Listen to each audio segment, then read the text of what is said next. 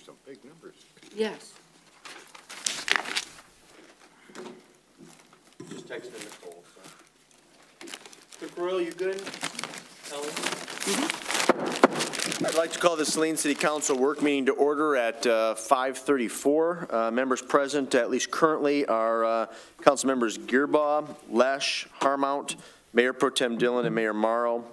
I just texted Councilmember Rice, and of course, Councilmember Seal will be absent from tonight's meeting.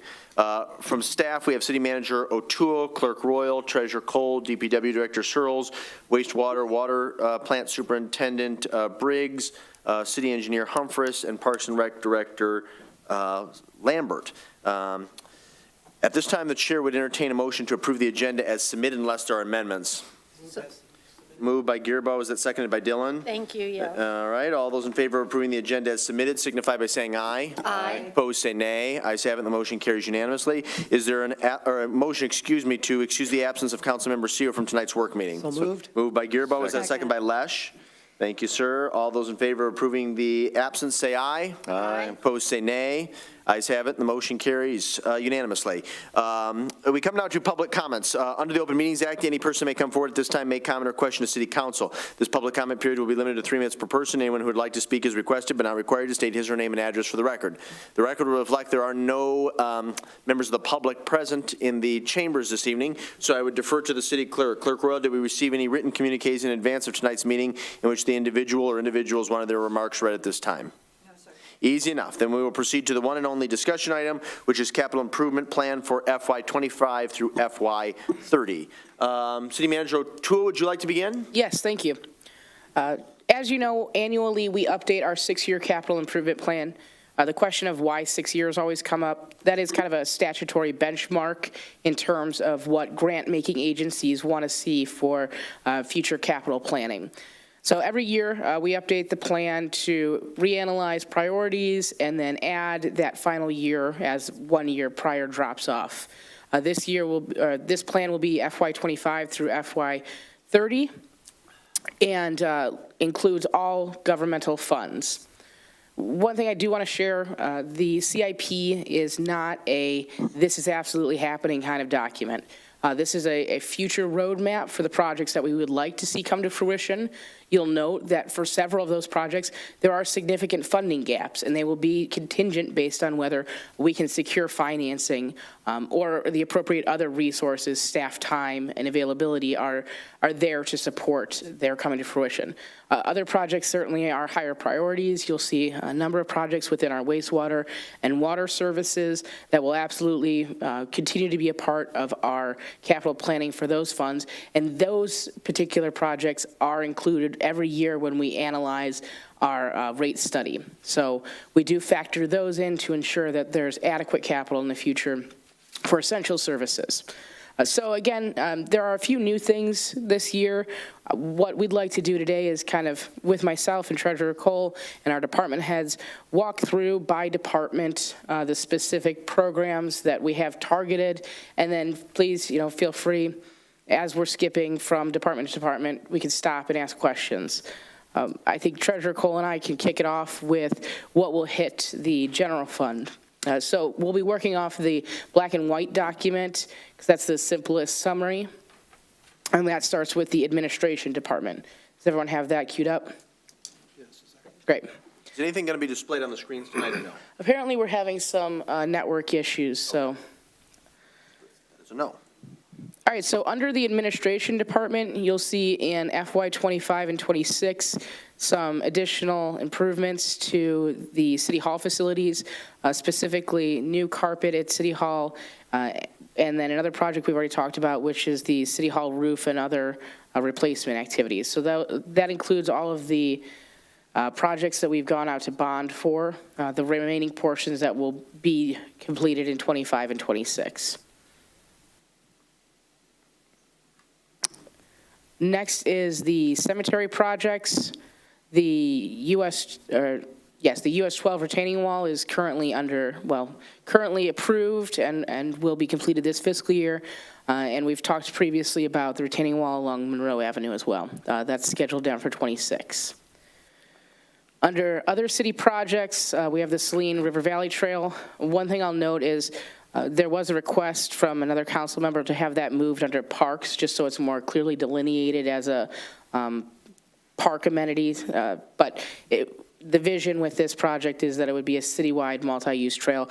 As we've talked about before, phase one will be through Mill Pond Park. That's the portion of cost that you'll see in FY '24, '25, and '26. And then moving into subsequent years, we would be scheduling out additional components in sections of that project. And again, that's another project that's largely contingent upon our ability to secure outside funding or grant support. The US 12 Michigan Ave sidewalk project is another one that's going to be a high target to try and move up on the priority list by going after additional grant dollars. We think there may be some opportunities in the year ahead, but at the very least, we are starting the process of identifying the right-of-way restrictions, securing necessary easements, and designing that project in FY '25 and '26. And then I'm going to hand this over to Engineer Humphreys to maybe talk a little bit about the dam feasibility projects, and feel free to kick it back to L&I at any point. Make sure the green light is illuminated at the base of that cordless microphone, Engineer Humphreys. You have to flip the switch at the bottom. On the bottom. Bottom of the actual microphone, not the stand. Oh, yeah. I'll just. Or if staff would prefer, you're welcome to present from the podium. Well, I'm hoping this works. Hello? Is it on? Yep. Okay, perfect. So, yes, the dam feasibility study is budgeted for this year and next year, which it would be 24 and 25, which is the feasibility of the removal study, which we got about $196,000 from the state of Michigan in matching funds for that, of a $240,000 study. We also have a little bit of maintenance put in there in the dam, though. That's why next year's budget has about $170,000 in it. And then we did budget looking forward. We just included some rehabilitation of the dam through fiscal year '28, and then threw some money in there at the end of it, depending on if we end up removing it or having to do a big rehab of the dam. Yeah, and again, I think this one's important to note, because we don't have a clear direction yet from our consultant engineers on the recommendation to either remove or rehabilitate. We're planning out into the future more as a placeholder than anything else. We'll know a lot more by the end of this upcoming fiscal year where we stand with that, and in all likelihood, next year's CIP will be more reflective of what the actual reality may be. And obviously, there's a lot of public education and public input that will need to happen before that decision is ever made. And because I've received numerous communiques on this subject, I don't want to belabor the point, but I do want to be crystal clear for the record this evening. We previously did an analysis to determine what it's going to take to maintain the dam in perpetuity. So the reason I bring this up is because a number of people have inquired, why are you doing a dam removal study? Why didn't you assess maintaining the existing asset? We have done that. Now we're developing the additional data points to evaluate the feasibility and appropriateness of removing it. Is that correct? Exactly, and now we can relatively compare the two options effectively. Very good. And we're continuing to inspect the dam on an annual basis, and we're seeing that the deterioration of the existing walls might move some of that rehabilitation. The study I think you're referring to might have been done in 2020, 2021 timeframe, but I wouldn't call it a study so much as a two-page letter document with some wild guesses on the long-term maintenance of the dam. So I do think that this feasibility study, part of it is looking at the feasibility of removing it and then doing a large public education portion before we make any decision. And I do agree with you that some work was done before on looking at the long-term maintenance, but we need to take into effect the ongoing deterioration of the pier walls when we look at that. Because the concrete is starting to deteriorate, and what happens is it just deteriorates faster with time now. So it sounds like if the consensus is to go the direction of preservation of the asset, which is a big if, there might have to be some additional analysis absolutely done. Okay, very good. Exactly. So I will kind of pause there and see if there's any questions about the handful of projects that we've referenced so far. Okay, and for tonight, we're going to start to my right and end to my left. So for all questions, Mr. Lesh will begin. Councilmember Harmount will end, and then if I have any questions or comments, I will make them subsequent to my council colleague, Councilmember Harmount. So we're focusing right now on City Hall, a pathway at Mill Pond, and the dam. So Mr. Lesh, I'll begin with you. Councilmember Lesh, I'll begin with you. You can take up to 5 minutes if you'd like. I appreciate all the breakdown of everything. Makes it very clear, so I have really nothing at this time. Easy enough. Mayor Pro Tem Dillon, you have 5 minutes. Thank you. First, I want to thank City Manager O'Toole and Treasurer Cole. They took some time out of their day today to meet with me and kind of walk through this document and answer a lot of my questions. There are some that I'm going to ask that we've talked about just so that we have kind of public facing. The new carpet, just sort of a kind of understanding, we're going to replace carpet throughout the entire building? Is that the plate? So the plan is, we believe everywhere but council chambers. They've told us that council chambers could be rehabilitated, that this is I guess what's in here is the cream of the crop in terms of life expectancy for carpets. So this could be retained. Okay. Is there any concern with doing the carpet before we fix the roof, which has leaks that could damage the new carpet? Yes, we'd like to resolve the roof issues prior to the carpet being installed. We'd also like to identify whether any areas need to be repainted. Okay, I appreciate that. The other thing, when we talk about City Hall, the roof refurbishment and replacement, there were also other projects in City Hall. Are they part of this, or is there another line item somewhere?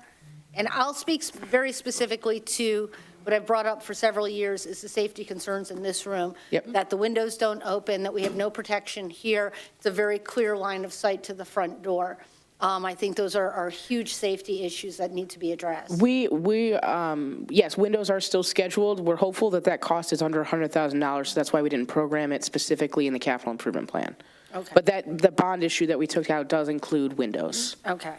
For throughout the building, or just for in here? We talked about strategically located emergency exit windows. Okay. Fantastic. Thank you for that. My next question is going down to the cemetery. The retaining wall on Monroe Street, I know we sort of pushed that out because we were sort of a bit shell-shocked by the cost estimates of that. That's going to deplete our perpetual care fund by like half. I mean, I thought we talked about sort of pushing it out and seeing if we can earn some interest, get that fund a little bit more robust. Is that still something we're looking at? We certainly have considered pushing that out to kind of build up that interest. It's more a balance of when the project is needed versus how long we want it to sit there before encountering any big type of trouble. So Director Searles had been the lead on that as far as the timing goes. And right now we're kind of waiting to give that fund balance enough, as much time as possible to grow. Thank you very much for that. I think you've talked about the Saline River Valley Trail. The next I'll talk about is the Michigan Avenue sidewalk. That's the sidewalk on the west side of town. I was very direct in saying earlier in our conversation today that pushing this all the way out into 2027 is almost not acceptable. I mean, we've been talking about this project now for almost 10 years. Mm-hmm. And I mean, we need to just acquire the property, get it engineered, and get it done, and just figure out how to make it happen. Now that we've got growth on the west side and such, I mean, we've just isolated those people, myself included, from joining the city because it really is very difficult to pass through that area without the sidewalks. Well, I will say specifically on that one, this is where having our new engineering hire comes in really handy. This is going to be a project that she takes hold of and she's assigned to. So I have a lot of hope that we can make that project schedule a little more narrow in the future. Fantastic. I will stop there since we've already talked about the dam, and I think that's as far down on the list as we've gotten. Very good. Councilmember Gearbaugh, you have 5 minutes. Thank you. Again, I also met and discussed some of these. One of my questions regarding the carpet replacement, is there any insurance? Because under my understanding, there was some component of that was going to be recovered through insurance claim. That has been discussed. I don't know that we've officially looked at filing a claim, but that's something that we're kind of circling around. I think the first step was deciding what areas needed it and then getting a cost estimate. That's about as far as we've gotten so far. Just for me to understand whether that was actually a situation or if this is just maintenance to do it. The other one, with the sidewalks, and I think I'd like to see added here, and I don't know how we would do it in terms of funding, but is the East Michigan Avenue sidewalk. It's the one in front of Ford, Felicia, whatever, and identify that. I mean, how that's accomplished, there's a number of different ways we could look at, but I think it would be one of the things to add on here to be consistent with Michigan Avenue complete connection. Absolutely. I think we can add in the US 12 Michigan Ave East Side sidewalk, probably starting 27 through 28, and then figure out the financing from there. And then the only other comment, as Ms. Dillon had mentioned about, hopefully we can move this ahead for the west side. As I've noticed, MDOT should probably be doing something with Michigan Avenue in that section. Is there anything that we can try to do to coordinate with that? Just from the perspective, the road's looking really bad, and I mean, the potholes right now are, I don't know the last time Yeah. we paved that section. Don't quote me, but unfortunately, Community Development Director Harrington isn't here. He's had the best luck in terms of connecting with our MDOT liaisons, and I believe they were targeting some work on our stretch of Michigan Avenue in FY '25 and '26. But I don't know the exact scope, so I will follow up with you all. That'd be wonderful if we could try and coordinate all that part. Other than that, I'm fine with the dam feasibility, because the issue is we are going to have to put money, either keep it, we have to maintain it no matter what, so.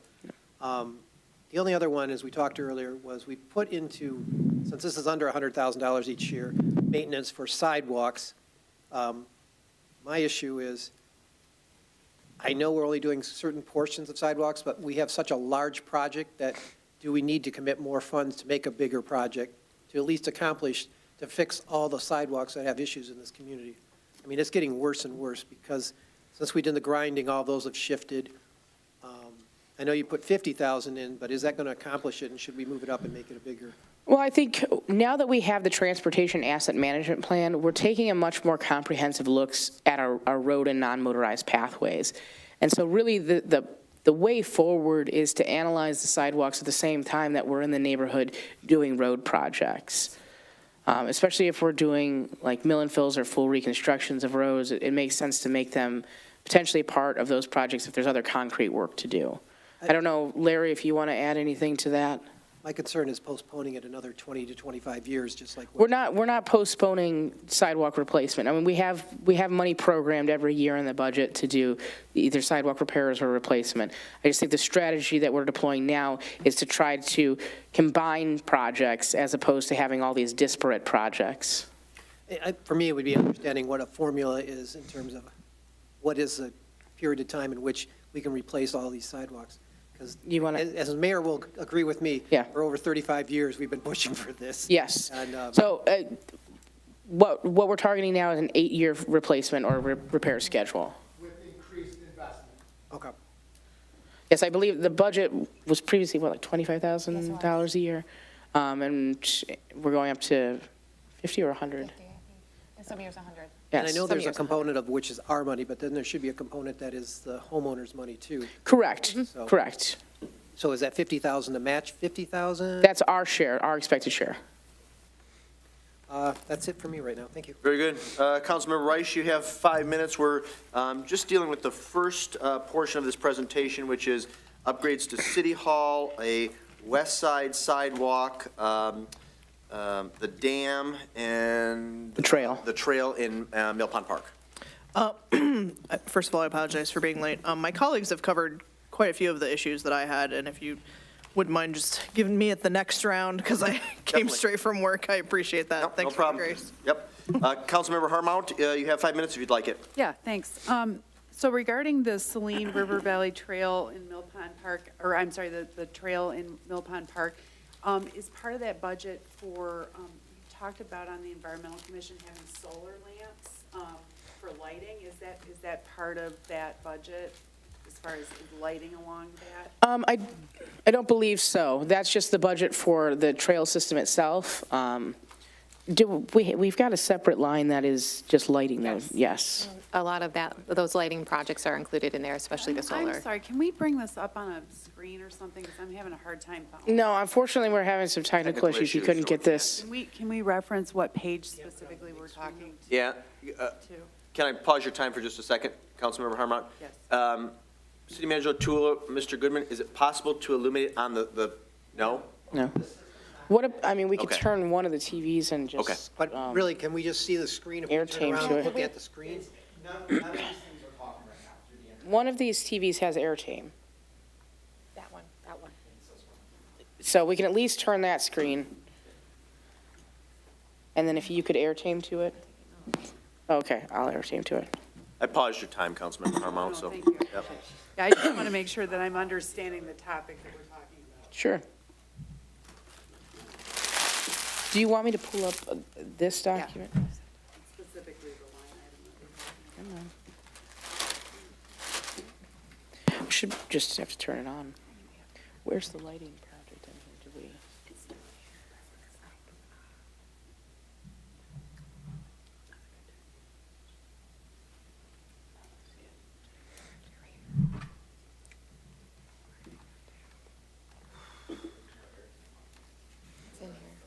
here. Is it this one?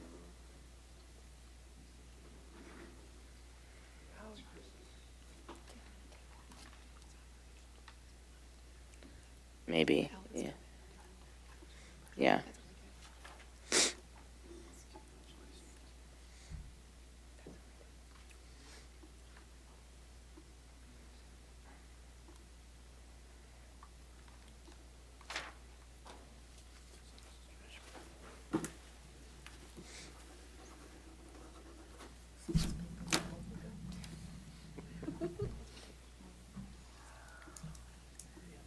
Yeah, I remember.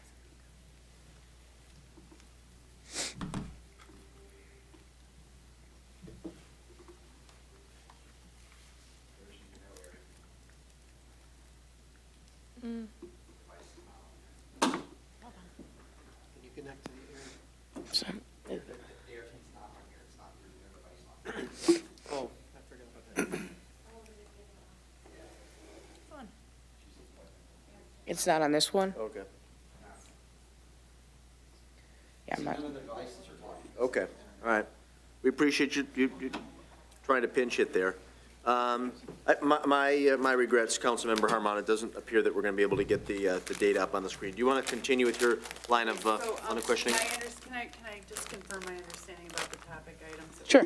Please. Okay, so, the city hall, items for repair, and, the, trail at the Mill Pond, the dam, and the sidewalks? West Yes. side sidewalk specifically, West but side yes. Sidewalks, and so that would include, the sidewalk, for Monroe Street that connects Huntington Woods, that patch or no? Okay. Regarding the trail, I just would like to know is if we could, or where in the budget is it for having it be solar lighting or the lighting for the trail? so we have staff looking at a more comprehensive environmental lighting assessment. So not just looking at park lighting, but all city lighting to determine what facilities need to be upgraded. So that's what the trail lighting would be a part of. Okay, so specifically, we're talking about the materials and labor for the specific trail itself with rails or not rails? What is not included? I'm sorry, with rails, I don't. So it would be the infrastructure for the actual trail itself, Yes, this is to build the trail itself. so labor and materials. Yes. And then with regards to sidewalks, the budget also includes the ADA compliancy for the ingresses onto the sidewalks and off the sidewalks. Yes, that's done as part of each individual street project. Whenever we go through with a street project, we also look at the ADA ramps. And sometimes we'll go out ahead of a project and do the ADA ramps.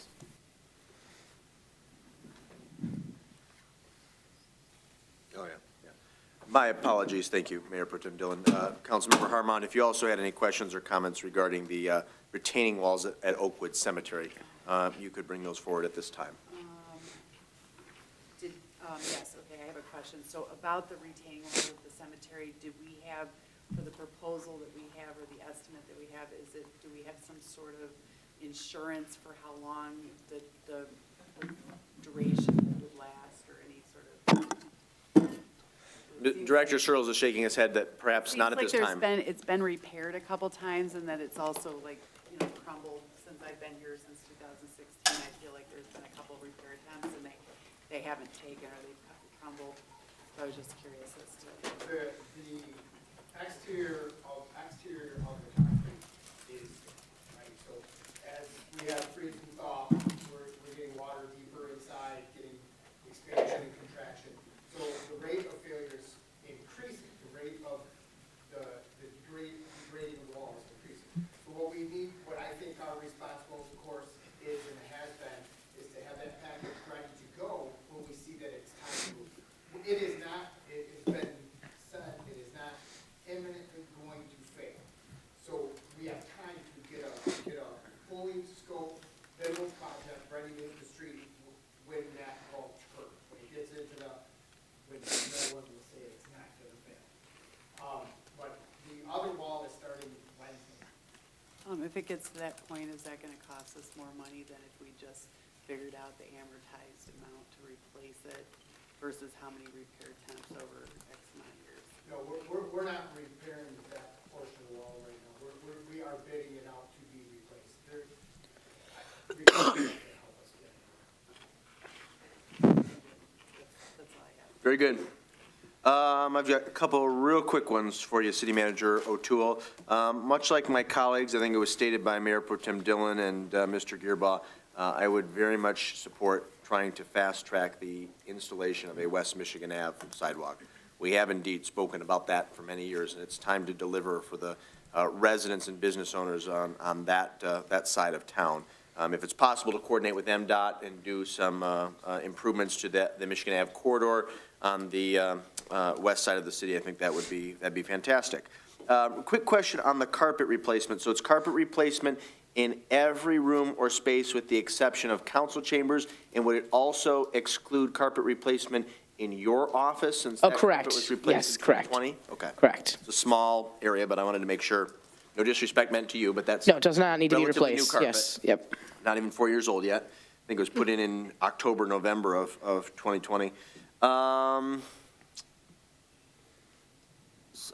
sidewalks, to follow up on Mr. Gearbaugh's point, so I appreciate the revised strategy and approach, which I support. I would also like to see us not forfeit what we've done in the past, whereby we have leveraged the economies of scale by securing a contractor and then extending those cost savings to residents who are responsible for defective sidewalks, where they can either do it on their own in a finite period of time or utilize our contractor and thereby save money.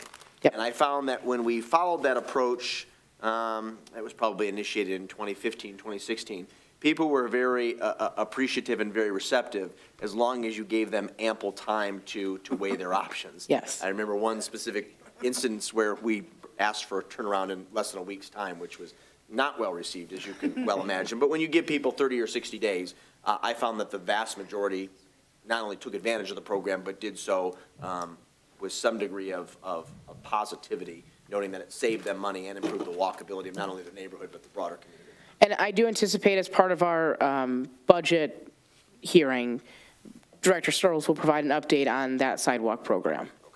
All right, very good. Would you like to continue with the next portion of the capital improvement plan? Yes, so again, looking at that black and white document, if you're under departments, we're starting now with drains. So under drain. Say that again? Drains. Drains, okay. Yep, so on the far left column, under department drains is where we're picking up. So the first thing under drains, we have the stormwater woodland culvert replacement. This is a pretty urgent need that was identified recently to replace the culvert underneath Woodland Drive. It's on the stretch between Maple and North Ann Arbor Street. And that will, design is occurring now, and I believe we have the approval for the project on tonight's agenda. Correct. Local streets, we've already talked about and approved the design engineering for the 2024 local road resurfacing program. So that is just the 2024 program. The remaining portions of the road rehabilitation plan I'll discuss in a moment. Moving next to major streets. So following completion of the culvert work, we do have LAP work scheduled for Woodland Drive resurfacing. So, sorry, that came first. Industrial Drive between Woodland between Industrial and, I guess what's the railroad is the other limit? And Maple. Well, For industrial. for the first section we're doing. Is Woodland between Maple and Industrial to the south to where we ended in 2017. So that's really a two-phase project. We've got it broken out as two projects here, a little out of order. The first one on the list there is happening after the second one on the list, and those are both occurring. The second one on the list is occurring in 25, 26, and the first one on the list is occurring after the culvert work is completed, so that'll get picked up in 27, 28. And then also under major streets, we have the Bridge Comprehensive Rehabilitation Plan. So this is another one where we have consultant recommendations. It's largely maintenance work for now, but there are a few strategic improvements that will be made to some facilities, and we can get into that with additional questions. Underneath municipal streets, this is the remainder of what we talked about previously with the Transportation Asset Management Plan. As we referenced when we provided the presentation for that plan, there's not specific road segments necessarily assigned to those years yet, but they are being developed as we do road condition assessments. So what we programmed out is basically what we've identified as the available dollar figures, less all the projects we know for certain, like the Woodland Drive projects. And then if we could just skip for now, the wastewater, PCF and lift, and the parks, and go down to that one other stormwater, so public drains. That's the G4 and G5 storm rehabilitation projects. This is where we project out doing rehabilitation work to manholes and targeted lining. This is going after that infiltration and inflow that we've talked about, what leads to the really high spikes at the wastewater plant when we have heavy flow events. So, Sanitary drains. yes, yeah. So I'll pause there, and then to just quickly summarize, this is a discussion on drains, specifically stormwater drains, major, local, and all municipal streets. Good, easy enough. Let me, again, start to my right and then to my left. Councilmember Lesh, do you have any questions? Just one, thank you. So this 5-year plan is taking into account then all of the asset management plan stuff that we've talked about already then? Correct. The timing of it? Yes. That's why it seemed like it was following along pretty well. I should have known better than to think you would. No. It's a good question. And I think that calls out something we do want to highlight for folks, is that this project really does marry to all of that other work we've done. So this is just that high-level summary document. If you want any more details about this, we've got the asset management plan, we've got the transportation asset management plan, we've got the bridge rehabilitation plan, we'll have the dam feasibility study. There's that background to each of these items. Okay, the only other thing I had with that Woodland culvert replacement is it in bad enough shape that we might have to move the major portion of that up this year yet, or will it be able to last out for a year yet? Yeah, we're projecting that for in 2 summers from now to give us time. Again, in tonight's agenda, regular council meeting agenda is when we want have a proposal to start design. It is looking at a 5-year to fill within 5 years, and we're trying to get ahead of that.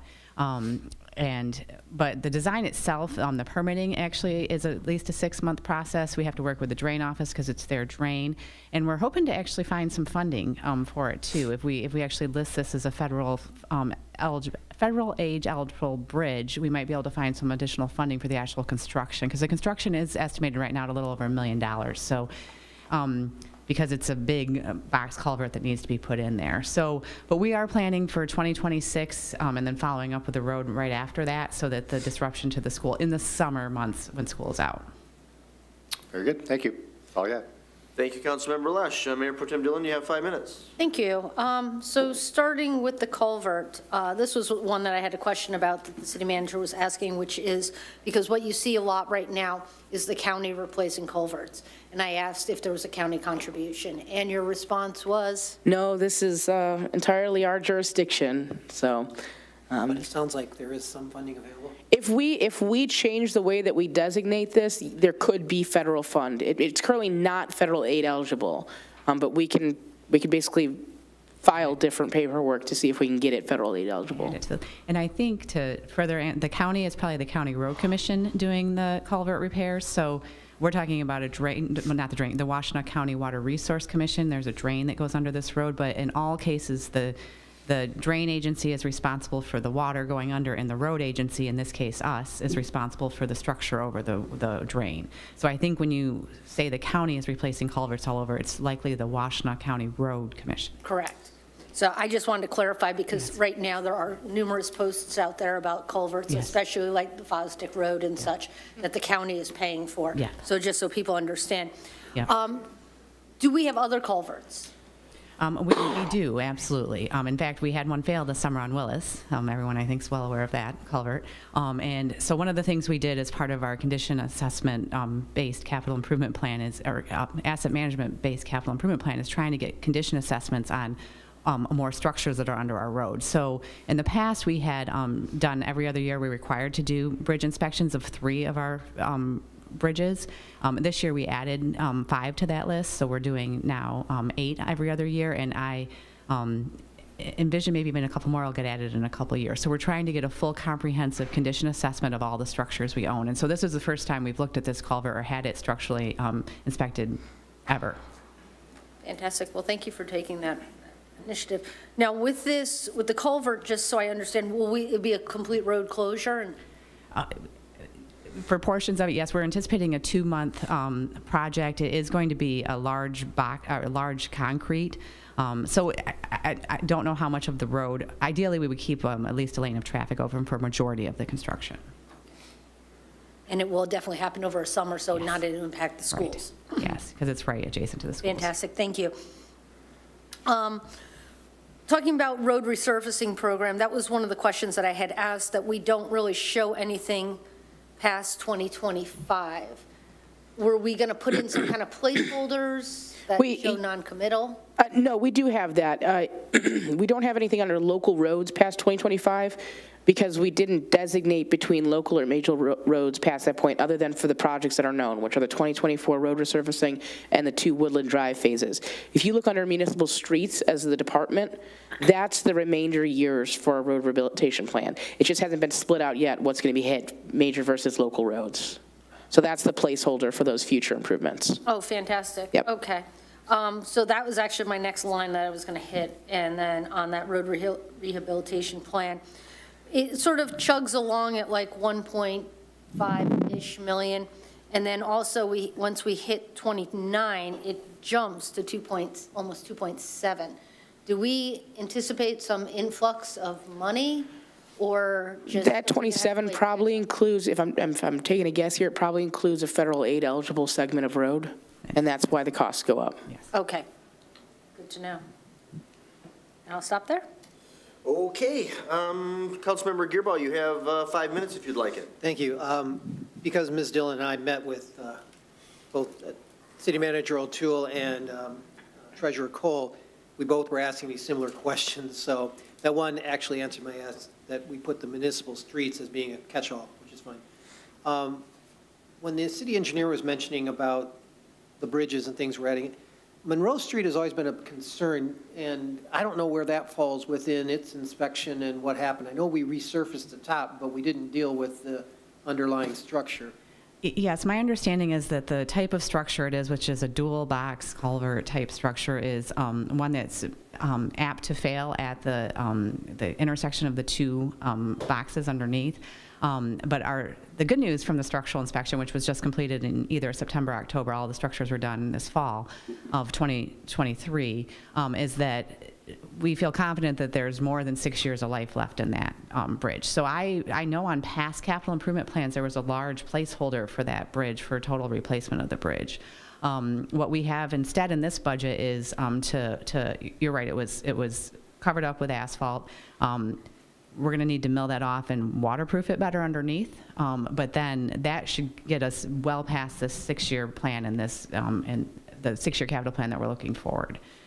In fact, the more concerning, besides Woodland, in the most recent inspections, was Waterworks. Yeah. The Waterworks has 3 culverts underneath it, just north of like the wastewater, or the water treatment plant, where the river goes underneath Waterworks Road. And that one is actually one that we're hoping to pursue funding in the next 6 years, and if we get funding, would likely get, so that was included in here, assuming we got funding, but if not, it's also one that needs to be done probably more like a 10-year time frame. So that's why there's not this big, large $1 million placeholder for either of those in the bridge. I think we actually might have put it at the very end. Yeah, there's Yeah, we had $1 in 30, million, which is, and I didn't know if that was for that. How do we define definitions between what we consider a bridge and just a culvert? There are, and I'm not the right one to completely answer that question, but there are federal designations on the span of the road and the span of the actual structure itself on when it is either a culvert inspection or a bridge inspection. And these corrugated metal culverts, which is what is at Waterworks, which is what is at Woodland, those themselves, and that's what failed on Willis, they only have a life expectancy of 30 to 40 years to start with. There's not a real good way to repair them in place, and so now no matter what, those are getting torn up and replaced with concrete box type structures. And that is a little bit more, that would look more like a bridge, right, than a culvert. But I honestly don't know the exact answer to your question on. That's fine. It was just, we were talking, trying to decide, do we like have 3 bridges, Right. 5 culverts, or Right. whatever? Because even on, I think of other bridges that are the one that's on Woodland, but west of Saline and Arbor Road. And then Saline and Arbor Road has something there too. Right. And do we have any roads that are like within the next 2 to 3 years that they could be weight restriction or issues put on them? Or do we feel that most of them are just needing some general maintenance? Yeah, luckily with our most recent inspection, they all came out with general maintenance activities for the next 6 years. None of them were screaming with large concerns for replacement. Excellent. Good, thank you. Yep. That's it for me. Easy enough. Councilmember Rice, you have 5 minutes if you'd like it. Yeah, thanks. All great questions. So, excuse me, the local streets versus municipal streets rows that we have here. Am I to assume maybe, perhaps, hopefully, that 2029 jump is North Ann Arbor Street with hopes of federal funding? Yes, that's correct. Because since I've been on council, I've seen that just sort of shifting to the right. Okay, so, and with some of these major street repairs, do we also have other infrastructure things that we're working on underneath them? Or are we just working on streets themselves?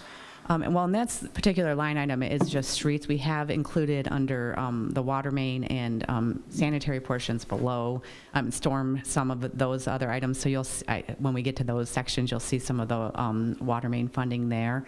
And to just further expand on the North Ann Arbor, one of the things we're taking on this coming, what we have in our next budget season, not for like coming after June 30th, is the right-of-way requisition for that necessary project. We know that right now at the corner of Bennett and Ann Arbor, there's existing right-of-way issues, and so additional right-of-way, and that's not an easement, that's like a take. We have to actually take the land for right-of-way. So, and we also want to get like that intersection's kind of askew. So we want to get like a plan view. So we have engineering dollars right now projected in next year's budget to start that North Ann Arbor, because really that project has not been started. It was put on a plan and moved forward, just like you say, and that's all that's really been done. And we've identified these obstacles now, so we want to try to get ahead of those this coming budget season. Great. Those were the only 2 questions that I had about this. I appreciate the that you've broken these down for us in chunks. So we had our roads conversation previously, we've had a rec center conversation previously, so this is a lot more consumable, this version. Thank you, Councilmember Rice. Councilmember Harmount, you have 5 minutes if you'd like it. Thank you. Lots of good questions here. I also had the same question that Nicole had, or Councilperson Rice had about buying projects for cost savings. And it sounds like that's something you guys are working on. I did have a question about the storm water drain and the estimates for having those rehabilitation projects completed. Are we looking at, what kind of volume of storm water are we looking at? Are we taking that into account that that's increasing and that there's going to be more capacity of water, to handle more capacity of water? Or what are those based off of? Those are very good questions, and I think as far as I think when I was here in January, we are starting updated modeling for both our water system and our sanitary sewer system. The storm system's just behind a little bit. We don't have an updated model for that. We're just getting our arms around really all that we own for the storm sewer system. And I would say the funding that you see on this line that we're talking about now for rehabilitation has more to do with condition assessment and inspections and identifying storm sewers, getting ahead of those so they don't collapse under our roads.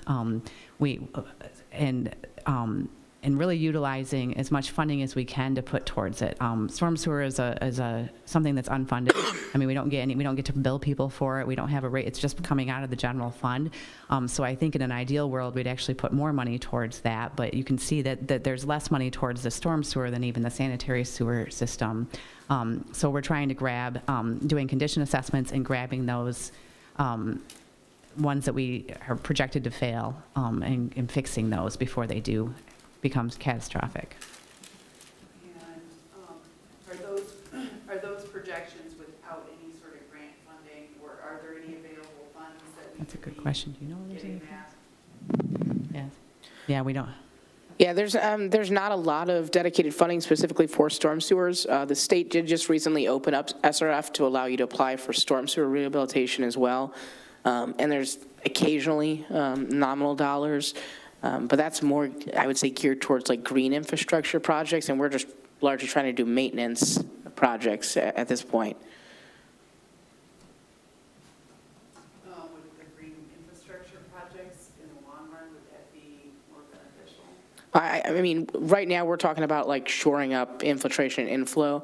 So yes, I mean, if you want to talk about like green infrastructure in terms of like detention or retention ponds that are more eco-friendly, I think that's usually more specific to the end user base that they serve. Whereas we're talking about the underground pipes, and there's not much you can do. That's a green project for those. We just need to maintain them to make sure that we're not backing up on public streets. Very good, easy enough. This is more of a comment, and I believe it's for Engineer Humphreys, but as it relates to the culverts on Waterworks Road and potential replacement, I'm glad that's on your radar, because of course later this evening we will be considering the annexation of 865 North Ann Arbor Street, which is at the corner of Ann Arbor Street and Waterworks Road, and I fully expect, unless there's a dramatic shift in the local economy or in housing demands in the next 6 to 18 months, that property will be purchased, that a development proposal will be submitted to create probably, well, there would be no doubt about it, much more dense housing on that site than what currently exists. So that's additional vehicular traffic and, for a finite period of time, more construction, earth-moving equipment and vehicles that could potentially damage not only that specific infrastructure, but infrastructure in the general area. So, you can comment if you want, but more rhetorical, I guess. Yes, no, I saw that and I agree. I think that's their north property line is the drain. Yep, it is. That's a deep parcel. Yeah. Deceiving from Ann Arbor Street or right as you make the turn onto Waterworks. City Manager, would you like to continue? Yes, okay, so under the department, we'll be picking up at parks/trees. And the first one we have on the list here is the Mill Pond Park renovation. As you can see, this is several years out. This is a placeholder for what, if anything, may need to occur at the park if the dam were removed. So again, this is one of those projects that's very contingent on other projects, but we just want to have that placeholder in case that's a project that does move forward. It's on our list. We can go after grant dollars for it. If I may, is that broad enough to include a potential replacement of the romp structure or pavilion, or would that be? I got you covered 3 items down. Okay, that's what I thought. Yeah. Yep. So the next item on that list, this is a new line item that you'll see in the capital improvement plan. None of these individually add up to more than $100,000, but we thought it would be beneficial for the public to see a plan for replacing our play structures. So it's not fully fleshed out just yet, but what you'll see in the future is a comprehensive list of all of our play structures, similar to what you see in our equipment replacement fund, their age, how long they've currently been in service, what the recommended years of service for them is, and then a schedule for replacement. And what I'd love to do moving forward is, as we're scheduling those replacements, have neighborhood level meetings at those parks and really make sure that we're catering the play equipment to the needs of that community at the time. So that's kind of the placeholder for that program moving forward. Underneath that is the Teff Park tennis court renovation. You may recall we've got about $201,000 right now in grant and donations for that project. So this is probably spending the next year ahead trying to piece together the remaining gap in that financing to see if the project can be completed. And then last in that particular section is the Mill Pond romp replacement. So still kind of working with the Parks Department to figure out what the vision is, whether it's a replacement or a rehabilitation. I know there's a few different examples that we can look at, but that's another one. It's a placeholder for now, and we expect to have a better vision within the next year. Then under pool, we have the Dectron replacement. This is becoming a need that's coming up quicker than others. It was originally one of the pieces of mechanics that could have been replaced as part of the phase 1 project, but I think this is going to need to be a standalone project now. We're looking at actively getting quotes for that, and either way that we go, any replacement would be built to either accommodate either the facility as it is or the facility if it did have that extra 1,200 square feet of space. It's not too much of a difference in the overall sizing of the unit. We already talked about the stormwater, so now moving down to public safety. This is additional costs associated with the body-worn camera systems, excuse me, and then license plate readers. So again, we don't have clear direction just yet from council, but if you did decide that we want to go the direction of increasing enforcement, possibly offsetting that by like designating long-term parking areas, this would be to purchase license plate reader technologies and install it in all vehicles. And then underneath that, we have recreation and culture. This is really just pulling forward the projects we already talked about from the rec center feasibility study. Again, this is a great example of something we're actively trying to go after securing funding for these items, but they don't have a dedicated funding source at this time, so they are very much funding specific. Additionally, I'll note there's 2 options for phase 2. So it says the total project cost is $20 million, but it would really either be about $14 million or $18 million. It's just that both of those projects are showing there. One or the other project would be selected if at that point funding was available. And then very last item on the list, so skipping all the way down, weight room, rec center. There's just cardio replacement that should be completed by the end of this year and nothing planned out into the future. So I'll pause there. This section is to wrap up all other parks projects and anything in public safety or the rec center. Easy enough. That was very succinct. Again, I'm going to start with Councilmember Lesh. You have 5 minutes if you'd like it. Thank you. So obviously parks is something I'm kind of familiar with now. So and I really like how it's broken down, and I especially like the play structure idea, because that on the Parks Commission, it was the #1 thing. When is our play structure going to be? And having a date potentially with a dollar amount will make a lot of difference. Obviously, I think it's a great idea to have all of those placeholders for potential replacements for the romp structure and everything. Actually looks looks great compared to what we had talked about for all the rec feasibility studies and everything. Well done. Thank you, Councilmember Lesh. Council, or Mayor Pro Tem Dillon, you have 5 minutes. Thank you. I apologize. Did we go through the wastewater, like the Vector stuff?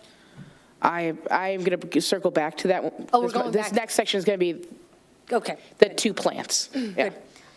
There's a So- method to my madness. One of the comments that I had earlier when we met was, when we list departments, it's park/trees. Yes. And talking about maybe that name should be changed since we're not actually talking about trees in this instance. Correct, yes. We will update that to just parks. Right. Trees are a part of our regular budgeting process and maintenance. Okay. So again, with the Mill Pond full renovation, that's just a placeholder right now. Is there some way in this document that as we're going through that we can color code it and just sort of say it's a vision project versus, because I know that we want to have them in there because that's how we can secure funding sources. But so that forward facing to the public, they don't think, oh, wow, look, they're doing a $3.5 million project at Mill Pond Park. Yes, I'd like to continue to use ClearGov as our public-facing tool. And what we've been able to do is now create different folders inside those ClearGov projects. So once this project plan is approved, what we'll do is we'll create a folder that is proposed, planned, and completed. And that way individuals can see, if it's proposed, it means this is our vision, something, we would like to have on our radar. If it's planned, it's either, yes, we're actively designing it, staff is actively working on it, there are planned dollars for this, things to that effect. And then obviously completed projects are ones that are closed out. Okay. And is there a way to translate that into like a spreadsheet that would list it where people would be able to see it without having to click into the Yes. folder? Yeah, we'll be able to show those 3 designations in a report. Perfect, thank you.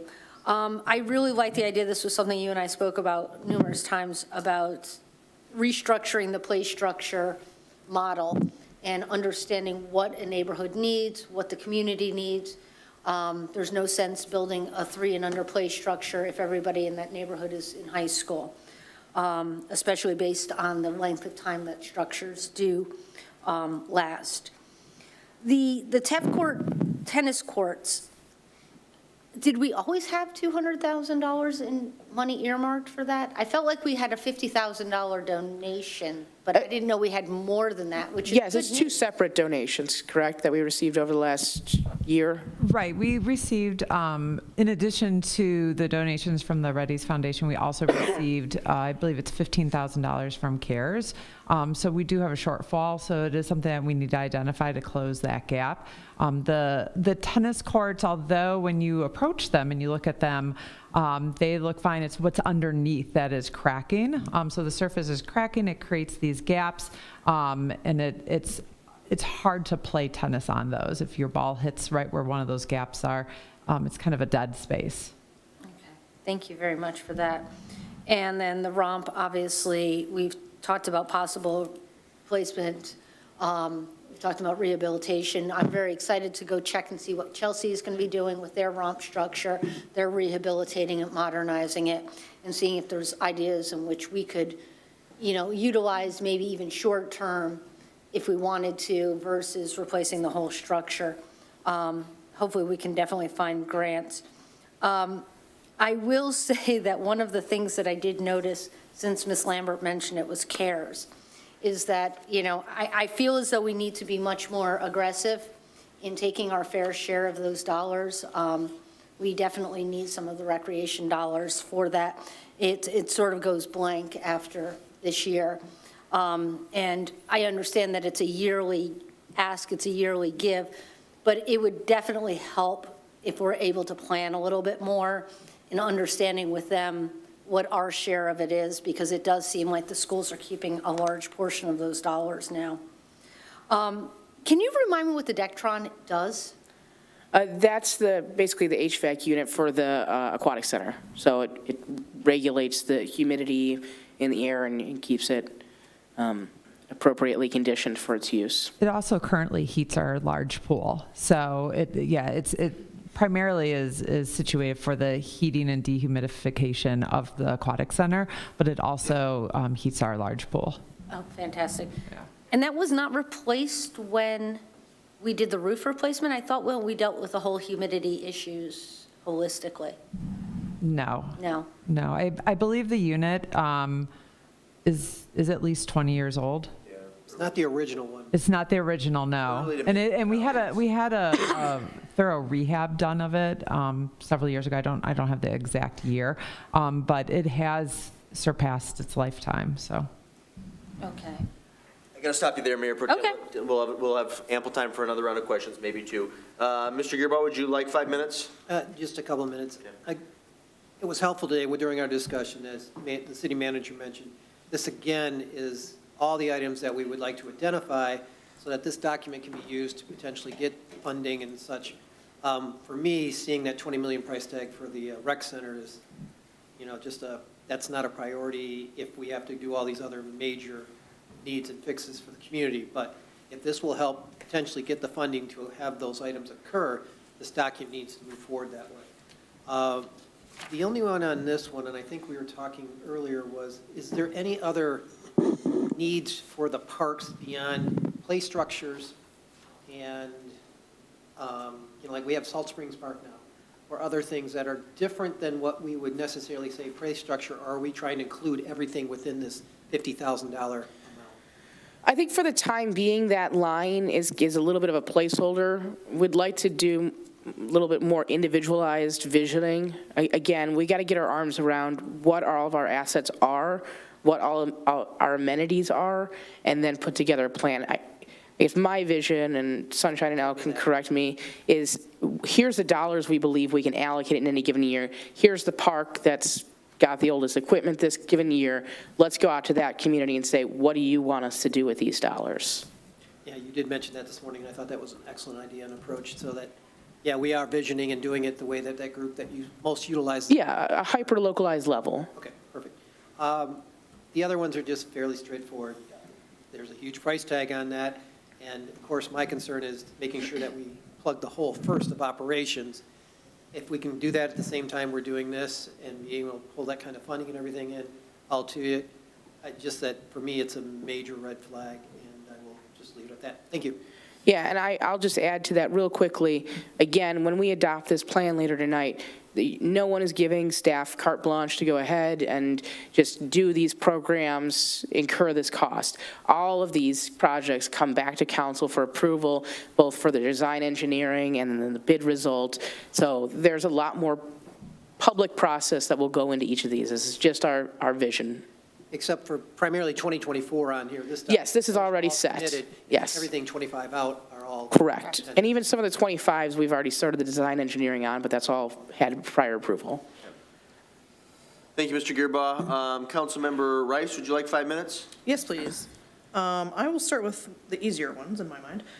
Police, why $125,000 for body-worn cameras in like a random year, it seems? What's the maintenance program for those? So the body-worn cameras have to be replaced, have a replacement program for everything, and the software needs to be updated. So it's part of the contract, it's part of the original approval of it. So now we're getting to the point where we've had them for a couple of years, and we're starting to do some of that maintenance and replacement of some of those, and to buy some additional equipment to make those body-worn cameras more usable.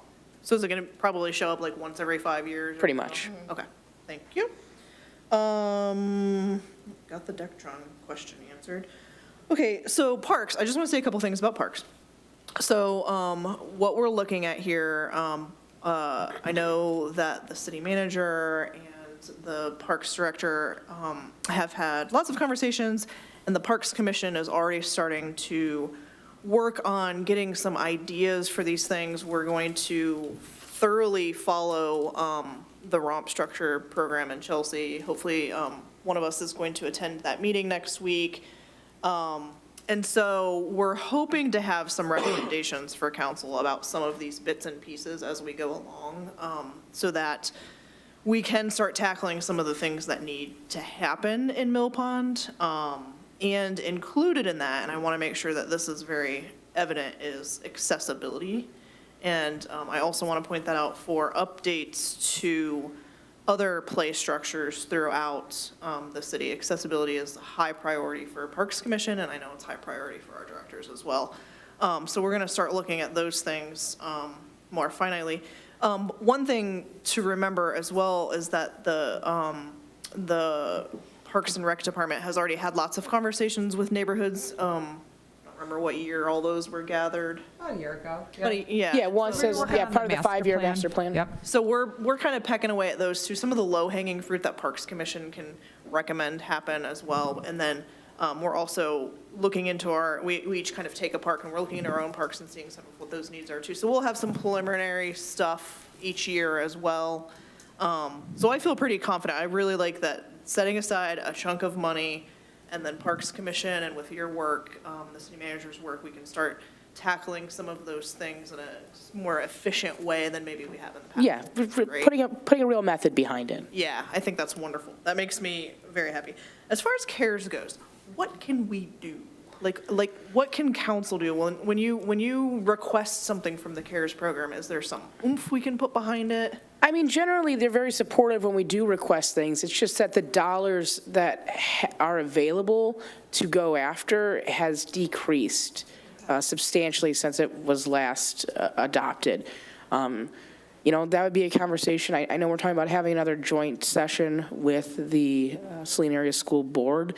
That may be a topic of discussion as they're looking forward at renewing the CARES millage, whether that could look different in the future. Yeah, because I have a lot of concerns with all of the infrastructure that they're building up in Crabtree Field and things like that, and making sure that sort of what they've promised the community from a full sort of holistic recreation, senior center. I've heard some grumblings that maybe some of those things are being pulled back a little bit too. So if you could keep us apprised as much as possible on what we can do from this side of the table, I'm very keen on staying on top of that for our citizens. Yeah. Perhaps Director Lambert can answer this question. What is, last couple of years ballpark, what was the total cumulative dollar amount in the discretionary fund for grants and seed money for new initiatives? That's a great question. Off the top of my head, I believe it's, a little over maybe $100,000. But we can ask for projects up to $20,000 each. So that's what we're able to do. We can write grants, and we have successfully put out proposals. Recent ones have been for some signage at the parks. We have some $15,000. So $15,000 had been the cap, and they recently raised it to $20,000. So when the cap was 15, we received $15,000 for like our the Tough Park South play structure. That one is in very poor condition right now, as well as, like I had spoke about previously, the tennis courts, funding for the cardiovascular equipment at the rec center. So, we do look at some of these projects that we have, and so we put those proposals out, but there is a cap currently of $20,000 per project. And so, and it's open to any nonprofit to go after these funds. I'd have to check my files, but Councilmember Rice, I was on the CARES board in 2008, 2009 as a private citizen, and the cumulative dollar amount in the discretionary fund, I believe, was about 3 times what it is today. You're correct. It has decreased, yeah. So, and again, that was 15 years ago, when 300,000 had even more of an impact than it does today in 2024. So I think the community would be well served by a larger CARES discretionary fund that could provide substantial funding to new initiatives and programs that meet their mission and goals. But as the city manager indicated, that's perhaps a more focused discussion worth having with school administration and the school board. Perfect. We've come to the end of the 5 minutes, so I'm going to transition to Councilmember Harmount. If you'd like 5 minutes, they are yours. Yes, I would. So, just a question for you, just kind of dovetail on what Councilperson Dillon had said about maybe a suggestion about the structuring of the document. Is there a way that we could have an asterisk or something that would indicate that a project is dependent, or the estimate is dependent on another project? Because we had mentioned about the dam and then the Mill Pond project, those two things are like connected. If we When this document's created, it's in Excel, correct? Yeah, so I think what we can do is we could go through here and we could structure it kind of similar to how you guys will see your budget document by adding notes underneath. So if there's kind of like a counter reference point, we could add that in. Yeah, and we can add notes underneath any of these.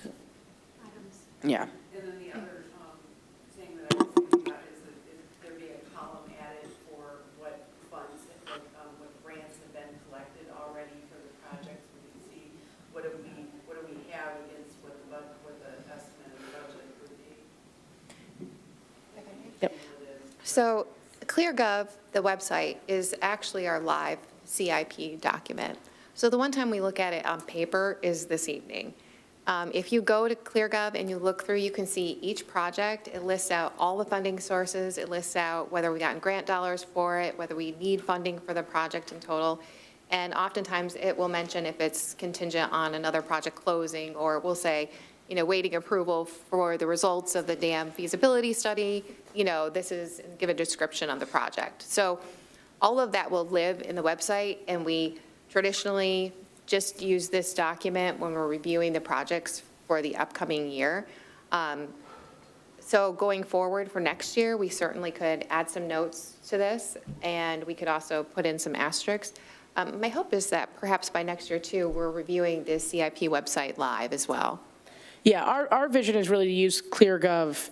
So last year, we introduced ClearGov, and it was kind of a trial run. We went through our normal CIP process, which is that second document that you see. This is just a report from ClearGov. What we can do on those individual project pages is so much more encompassing than we can show here. I'm just thinking from a summary that's Yeah.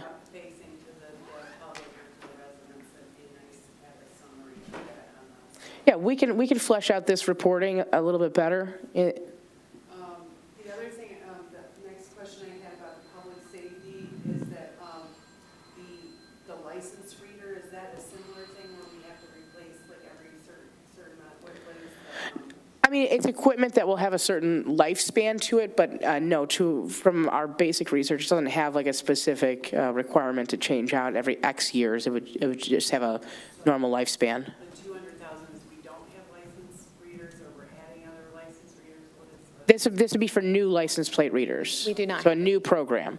And again, that program is entirely contingent on council telling us that that's a program we want to establish. Were there other safety, public safety items that were not included? And not under capital projects. Most of the rest of them would be under that $100,000 threshold or just a part of regular operations. What about crosswalks? Crosswalks are typically figured either in the sidewalk or with the road project. So that would be include, like, if you had a sound, so when a lot of people say walk sign is on for people that are visually impaired. So if we were to add something like that, what would that be? Those projects are under $100,000. So those could just be programmed into a given budget year. And then I feel the same way that Councilperson D does about the rec center. I know I'm running out of time. I have a very hard time even having this dollar amount on this budget proposal when we have so many items that we can handle. It's almost like we're going to be talking about it, and I just don't know that it's the priority. I do understand why we have to have holders in place, and so I support it from that standpoint, but not as a priority. Absolutely, again, and by adopting the plan, we're not agreeing to do the project. That's all a separate process. And you'll note in the larger capital improvement plan document, it does delineate what that gap is. So again, we can flesh out on these projects when we put them in ClearGov, big bold letters if we need to, funding dependent. Well, I think to a point you made at the onset this evening, this is a living, breathing document. So things are added and removed Yep. when appropriate. They are fast-tracked or delayed if that's the consensus of staff and council. Nothing is written in stone and nothing is inevitable. Simply putting it on paper to indicate that to at least a certain extent it is a priority, but more importantly that if we were to seek outside funding, we need to have it enumerated in a public-facing document. Absolutely, absolutely, and priorities shift based on what we can get funding for. Yep. We got about 10 minutes left. Can Yes. you make one final presentation, then we do one Yep. last round of questions? Yes, so last but not least certainly is all of our water and sewer projects. So if we go back up to about the middle of the page, on the first page, we've got PCF and LIFT. What you see, those second and third items, that's what's being completed the remainder of this fiscal year. The first item on top, Vector Waste Pad, is a future placeholder for basically a concrete drying pad for our Vector waste when we empty out the Vector. Scrolling down to the second page, picking up under sewer collection, this is the sanitary sewer rehabilitation plan. So again, picking up on our asset management plans, this covers mainlining, sanitary sewers, manhole repairs, again, all part of that larger I&I. And then under wastewater, obviously we've talked this one a few times. The long-term project costs associated with our wastewater treatment plant rehabilitation, including that second phase of SRF, and then broken out separately, additional SCADA upgrades. So this would hit multiple locations, pump stations that didn't get it as part of the pump station modernization project, additional equipment for our actual plant facilities and DPW facilities that are associated with servicing the wastewater collection system. Next, we have the water distribution system, so lining projects. The first one that's listed is kind of a long-term asset management plan. The second one that's listed is specifically our first targeted section, which is North Harris Street. If you remember, we did a pretty substantial water main lining project on Michigan Avenue about a year and a half ago now. That was quite successful, so we're going to continue that process of identifying areas for water main lining. And then also underwater, these underwater production are improvements planned at the water plant or to the water collection system itself. So rehabilitation of our reverse osmosis units, we have 2 skids. We would break that up into this upcoming fiscal year and the following fiscal year to rehabilitate both of those. After that rehabilitation work is complete, that means we've just finished the green sand media filter replacement. We're wrapping that up. So that process will have been fully rehabilitated. And then the second major step in the process is reverse osmosis. So within 2 years, that project will be fully rehabilitated as well. The water plant also needs a new roof, so that's scheduled out. And then we've talked before as well about the need for additional water tower or water storage capacity and an additional well. So that is it for water and sewer. Very good. Again, I'll start to my right and end to my left. Councilmember Lesh, you have 5 minutes if you have any questions regarding water, wastewater infrastructure. I think we've talked about it quite a bit in the last month or two, so no questions right now. Very good. Mayor Pro Tem Dillon, you have 5 minutes if you'd like. Thank you. The Vector Waste Pad, trying to understand what that is. Like, I think what my question is that we had, well, go ahead. Would you like to describe it? Mm-hmm. So the Vector Waste Pad is a place to dump sewage that we collect while we're cleaning or maintaining the plant, cleaning our pipe. The manifest system is getting more and more regulated, more and more difficult to get done, and way, way, way more expensive to meet the requirements for hauling the hazardous materials. The Vector dump off would give us the ability to keep our truck just driving in town, not driving wherever and however far to get rid of the spoils. We put it in, it's got baffles, it separates everything. The liquid would then go through, back down to the plant. The solids would be loaded into a roll-off and sent out in an affordable, manageable way, so that we're saving a lot of time, costs, and efforts. You'd be able to just pull up, open the back, and the idea is that would be at DPW, because it's not going to be a negative impact on our residents in odors. So thank you for that. That helps clarify. Because what I was trying to figure out is we have something similar to that currently at the wastewater treatment plant, which was what we would intake I think I know we had that, the septic. The septic, yes. We don't have that now. It's gone. So what did we do with that brand-new equipment? Well, we actually sold it Okay, to another city, actually to Lenawee County. Once that was put in, it was discovered between the odors and everything else that it just wasn't worth the hassle to have that piece of equipment where it was located. And so the building itself is still there. We're going to make use of that, but we took the equipment out of it and sold it to Lenawee County. okay. I just want to make sure, because I don't want to have the same thing happen again, where we build a piece of thing saying, oh, well, we can take care of our own waste, we can do this. Then we decide, oh, by the way, there's an odor, oh, by the way, it's cost prohibitive, whatever the case may be. Well, the septic receiving building was never going to accommodate the Vactor. The Vactor was far too large for it. So it was not useful for our own purposes. Okay. And we don't want that odor at the plant.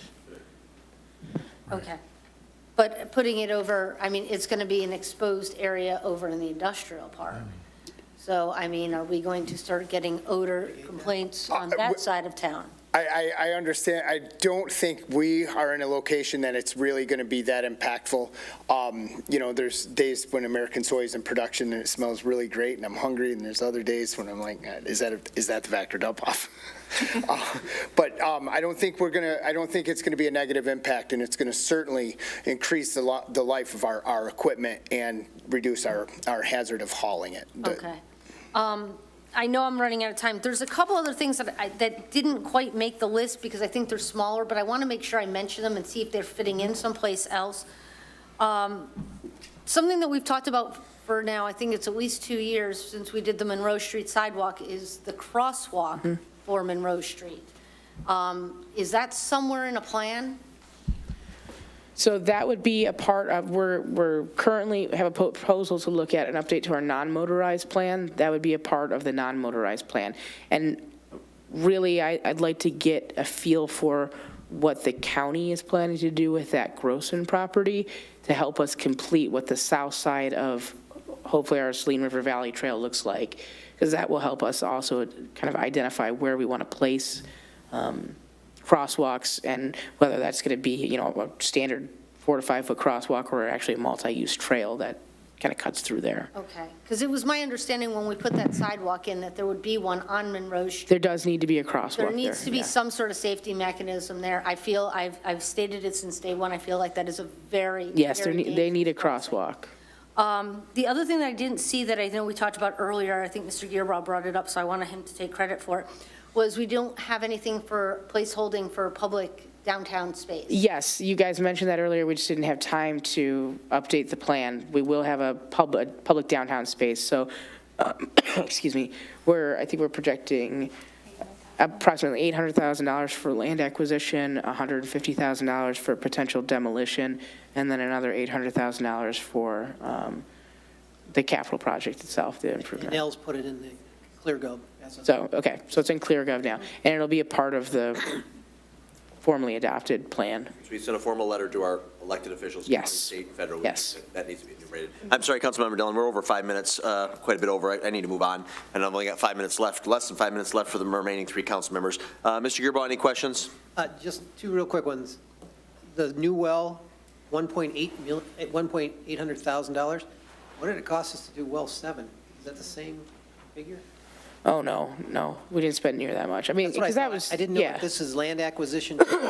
Yeah, I mean, that includes siting it, designing it, all the testing associated with it. I mean, we had a little bit more of a streamlined process with well number 7, specifically because it's just located, 20 feet off of the existing well location.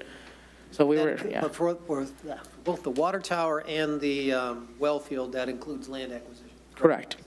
Now, the hope is that we can solve that issue through other means. If it happens with the development, correct. Then just real clear, on the sanitary sewer, where you have wastewater, sanitary rehabilitation, but then also up in drains, we have stormwater. Don't those kind of overlap? They should never overlap. I know they never should, that's what I'm saying, because I thought we were putting I'm just trying to understand the stormwater and the sanitary, but we're trying to rebuild our. It's a very similar type of project, but no, they're distinctly, I mean, we have not only different funding sources for them, but you'd have probably different, it's all under the same contract, it's same type of contract, and we have unit pricing associated with both, but we obviously track them separate because it's different funding sources. No, that I Yeah. understand. It was just the I&I and understanding how those. Yes, they are,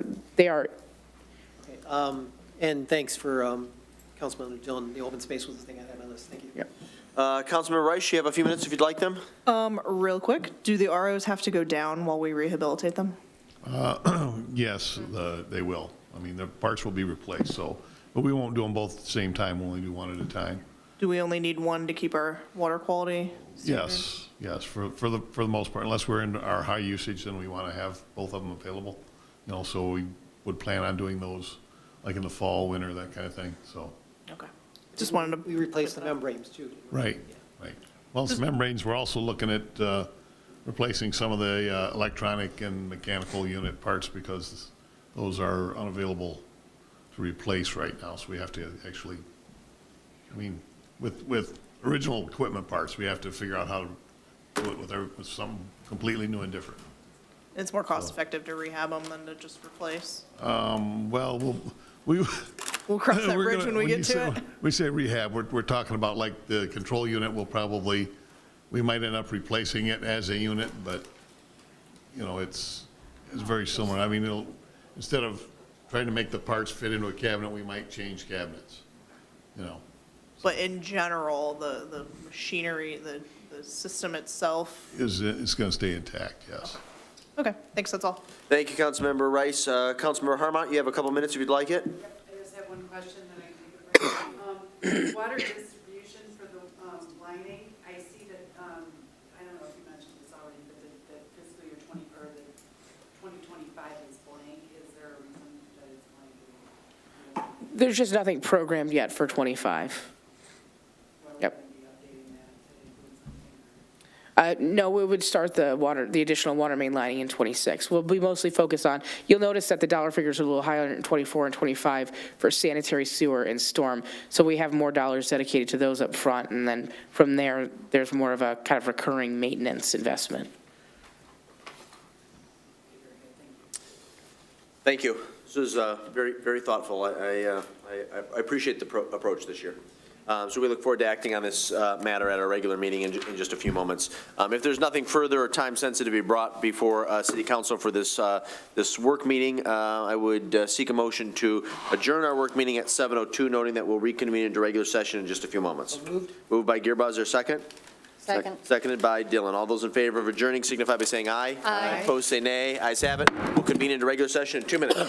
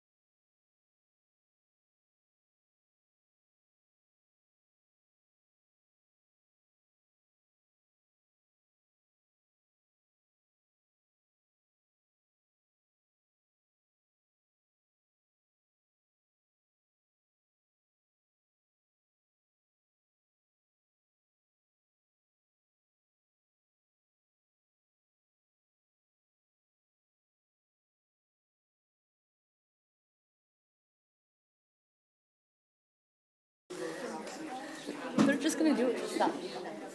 I'd like to call the Saline City Council meeting to order. If you please rise and join us for the Pledge of Allegiance. I pledge allegiance to the flag of the United States of America and to the republic for which it stands, one nation, under God, indivisible, with liberty and justice for all. Thank you very much. Before we call the roll, I'm obligated to ask for a moment of silence this evening in honor of the late Mary Laronis, who was a friend to many of us, a great Salinian, longtime volunteer on our Parks Commission, very active in the Historic Society, a true leader at the Saline District Library and Friends of the Saline District Library. She was also a regular attendee of city council meetings and a believer in holding elected officials accountable for their decisions, which is a very good thing. The city of Saline extends its sincerest condolences to her family, her two daughters, Christina, who's with us this evening, and her grandchildren, as well as all of her family and friends. So I'd ask that you all join me, bow your heads in a moment of silence in honor of Mary Laronis.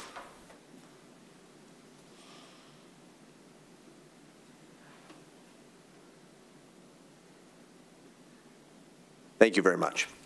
Members present this evening are Council Members Gearbaugh, Rice, Lesh, Harmount, Mayor Pro Tem Dillon, Mayor Morrow. From City staff, we have City Manager O'Toole, Clerk Royal, Treasurer Cole, and City Engineer Humphreys. The rest of you who are in the audience this evening, we welcome you. We encourage you to sign in on the back table. There's also copies of the agenda and listening devices if you require them. At this time, the Chair will entertain a motion to approve the agenda as submitted unless there are amendments. So moved? Move to approve as submitted, Mayor Pro Tem Dillon? Yes. Is there a second to that? Second. Seconded by Gearbaugh. All those in favor of approving the agenda as submitted signify by saying aye. Aye. Opposed, say nay. Ayes have it, the motion carries unanimously. We move on to the subsequent motion, which is a motion to excuse the absence of our colleague, Jack Seo. So moved. Moved by Gearbaugh. Is there a second? Second. Seconded by Lesh. All those in favor of excusing the absence, say aye. Aye. Opposed, say nay. Ayes have it, the motion carries unanimously. We come now to the first public comment period on agenda items. Under the Open Meetings Act, any person may come forward at this time, make comment or question on an item that appears on this agenda. Comments will be limited to 3 minutes per person. Anyone who would like to speak is requested but not required to state his or her name and address for the record. Are there any citizen comments on agenda items this evening? You have a comment on an agenda item? I just working. Good evening. My name is Cheng Ming Fan. I look at in the internet of the record meeting minute, and I couldn't find more information about environment commission. As I want to echo Councilwoman Harman suggest. So I'm very interested to help. And also, I want to know to expand the concept of environment to the global climate change. As you heard several times, I came here. I came to make some statement, and I'm going to support Governor Whitmore's MHCP plan. There are some funding already down. Out of 50 states, 22 committed, 2030, 2050. Goal is carbon neutral, and Saline should lead. The environment in Saline area is excellent, but globally, it's horrible. Especially United States is way behind other nations. And two biggest polluters, US and China. However, China have more renewable energy supply power, and US try to catch up. So I think it's time for me to really know more how Saline has been working on the environment. If anything I can do, that would be great. So I do not know how many seconds do I have left. I will leave some other things in the second part. But just to let you know, $5.9 billion, not a small amount. And how going to use that money to really do the nice thing? How we can use the volunteerism so well, so good, so accomplished. That's why we have wonderful work in Ann Arbor, Saline area. So we should really, really take the lead. At least some money, some funding is very, very helpful. So I just really appreciate Mayor and Jack CEO give me some encouragement. I'm preparing this proposal. It takes a longer time. So I could not finish, but I do appreciate you guys can help me. Maybe we can get some money. Why not? So sometimes I feel this is, we have gap. And I know quite a lot. I go to a lot of meetings. And by the time I need help, I don't know. Language, policy. And I just feel really, really frustrated. Thank you. Thank you, Cheng-Ming. Are there additional citizen comments on agenda items this evening? Then I would defer to the city clerk. Any comments provided in writing in advance of tonight's meeting which the individual or individuals wanted their remarks read at this time? No. Easy enough. Then we'll proceed to the one and only presentation, which is the annual report of the Saline Environmental Commission. No. Oh, I do? That's not on the? No. Am I working out the wrong one? Oh, my apologies. Okay. Sorry about that. Then we will proceed to the consent agenda. The following consent agenda will normally be adopted without discussion. However, at the request of any citizen or council member, any item may be removed from the consent agenda for council discussion. Move to approve as submitted. Moved by Gearbow to approve as submitted. Is there a second? Second. Seconded by Harmount. All those in favor of approving the consent agenda signify by saying aye. Aye. Opposed, say nay. Ayes have it, and the motion carries unanimously. We move now to the first of three new business items. The first up is agenda item 24-21, capital improvement plan for FY 25-30. Of course, this was a topic that we discussed at length at an hour-and-a-half work meeting immediately prior to tonight's regular meeting. This will be a motion to acknowledge receipt of the memo from City Treasurer Colon to approve or not to approve the capital improvement plan for FY 25 through FY 30. Move to acknowledge and to approve. Moved by Gearbout to acknowledge and to approve. Is that a second by Mr. Lesh? Yes. Thank you, sir. City Manager O'Toole, would you like to begin? And then we would welcome some obligatory comments from the City Treasurer as well. Yes, thank you. As you mentioned, we just wrapped up a pretty extensive work session where we covered all of the items in the proposed capital improvement plan. Some high-level takeaways, again, from that conversation. By adopting the plan, we are not committing to any specific projects contained in that project plan. It is simply a vision for the future, an opportunity for us to go after some additional grant funding or outside financial support for those projects. And in other cases, there are different options that may be triggered by a certain completion of feasibility studies or other project planning, which will dictate the course of what is to come in those cases. Certainly, if anyone has additional questions, members of the general public or otherwise, we have extensive asset management planning, transportation management planning, different feasibility studies that we've completed to support many of these asks that are contained in it. One thing I will note, we did not have time during our work session to fully delve into the vehicle equipment replacement fund, but that is a part of the capital improvement project. So I would welcome at this time, if there are any remaining questions about our vehicle equipment replacement program, to address those as well. Very good. Before we open it up for any questions from the dais, or City Treasurer Cole, any additional comments that you'd like to make at this time? Yes, I wanted to. Yep, bottom of the microphone, near the antenna.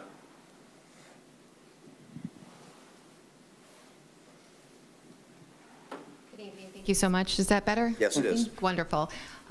Certainly, through careful consideration that each of you bestowed during the work meeting of all of these projects, I also want to thank city staff, the department heads, and all the staff that worked in building this capital improvement plan. I do truly feel like we have a balanced capital improvement plan that accurately reflects the aspirations and infrastructure needs of this city. And I certainly want to thank all of you for your part in developing the plan as well. Very good. Thank you very much. Are there additional questions or comments from the dais? Mayor Pro Tem Dillon. Thank you. First, I'd like to sort of reiterate, in case people were not watching the work meeting tonight, because it's sort of a glaring issue within the capital improvements, which is the $20 million for the rec center, that we are putting that in as a placeholder so that we can use it as leverage to see about getting other outside funding sources, grants, such. It is not a done deal, money spent. I just want to make sure that people understand that, because I know that's going to be the first thing that rises to the top. And again, like Treasurer Cole had mentioned, thank you very much to the staff that put in the time and that worked with myself going through these documents. I really appreciate it. As far as the equipment purchase replacement plan document, I found that document to be a little bit confusing. The one column, the status column, is understanding what that was, because it was hard to tell whether it was purchasing something, and because it just was very difficult. And so I think Treasurer Cole is going to kind of tweak it a bit, and I think we'll be seeing a new version of it. The one thing that we didn't talk about, which I think would sort of fall under this, is we are going to be replacing many items with electric versions of them. What we didn't talk about was the infrastructure for charging those electric, equipment. And what does that look like, and where does that live in our capital improvements? So that lives in the trailer that you'll see that we're purchasing. So the EV mowers are what we're kind of presenting for purchase. Those need a special trailer. They have all of the charging stations within the trailer. The reason for it being in a trailer instead of inside the building is just so that we keep all of that solar power equipment with batteries kind of on the outside for an extra level of protection. But the trailer is located in here in year 2025. Okay, I saw the trailer. Do you mean charging stations? Charging stations, yes. I won't steal his thunder. Director Searles has an update on that. We had some very promising news, I guess, from Ready Charger about a grant application we submitted. So more to come on that item. Okay, fantastic. So this trailer being stored outside, we don't have a security issue with it. We don't have, and it meets all of the protocols from our fire department of battery storage and things like that, and it's not going to be an issue with our insurance carriers. It won't be, we have checked out the issue with the insurance carrier. It won't be an issue there. Certainly when the trailer's being purchased, we'll run the specs by the fire department. This is seen as an additional measure for fire safety, so I wouldn't expect that we would have any issues there. And the safety, the trailer is locked down and affixed to the ground, so there's no issue with it being removed. Oh, okay. Thank you very much. Councilmember Rice, I believe you had a question or comment? I did, and I lost it. Go to the next person, Okay. if you could come Anybody back. else have questions or comments? Councilmember Gearbaugh? Just on both the capital improvement plan, again, I agree with my colleague. There are items on here that, like the rec center, are things that are wishes. And if the funding comes through, but the idea, of course, is this document will help us potentially show funding, because certain agencies and things want to know that you're actually thinking about it versus all of a sudden just throwing it out there. And so we look like we have a plan and so forth. Again, my biggest concern with the rec center is getting it up and operating and covering its operational costs before we do a major expansion. The other thing that's the major cost on here, if you look at this report, and I'm just going to give a number, that we identified $163 million worth of projects, of which 80 million of it is our wastewater treatment plant. So there's a significant contribution, and that we know is funded. We have money. We're hoping to get additional fundings for that to help address the other expansions. But there's a number of the items that we keep talking about: water, sewer, water infiltration, the items that I know our community is really concerned about. They are in this document, and if you want to, use our ClearGov to see specifically where and when we're identifying it. The issue of water production, we have almost $9 million planned over the next 4 to 5 years. Some of that's already funded or potentially will be funded through some of the low-interest loans and things that we have. So I want to let our community know that this document, although it has a lot of stuff in it, there are some specifics that we are committed to, and those are our priorities, as this, I believe, council in the past and currently is going forward. The one thing that we talked about is the equipment fund and all of that. It's interesting when you look at it, and it's identifying all the funding for the next 5 to 6 years, how we brought forward and we put money committed, and then how we have a number of things listed on it. It doesn't mean we're necessarily going to buy those items. We're identifying that these are the things we'd like to have, because our DPW has been so extremely well in preserving equipment and making it last forever. There's recommendations on when you would do replacement, but based on what they've been doing, you may have 15 years for a vehicle, but we've been able to have it for 30 years. So some of those things are going to be really interesting in how we go forward, but we also know that vehicles don't last like they used to. And so this is a good plan in actually showing us how we're committing to it. should we need to scale back on that in the future, if budget money isn't there, we know where we can identify that.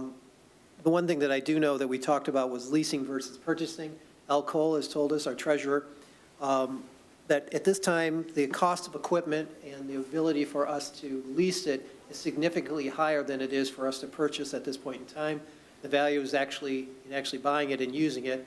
And then hopefully, in the future, if things change, leasing may become again an option. So if you look at this, if we were to lease, it would be identified in here. And I think there's one other large purchase that I saw was the $340,000 for a street sweeper, which I would be interested to know how, because we only bought it back in 2015, what was the disadvantage of having that one and it needing to replace it in the next 1 or 2 years, and is there other options for that? But at this point, I'm moving forward with this recommendation, and I'm glad that you all have worked on this so diligently to give us a plan that I feel is very workable. Councilmember Rice, you recall your comment, your question? I do, thank you. Mr. Gearbaugh reminded me, in talking about ClearGov, for folks that followed the Maple Road project on ClearGov, all of these projects, whether proposed or in progress, are available to subscribe to on ClearGov. You can subscribe for updates.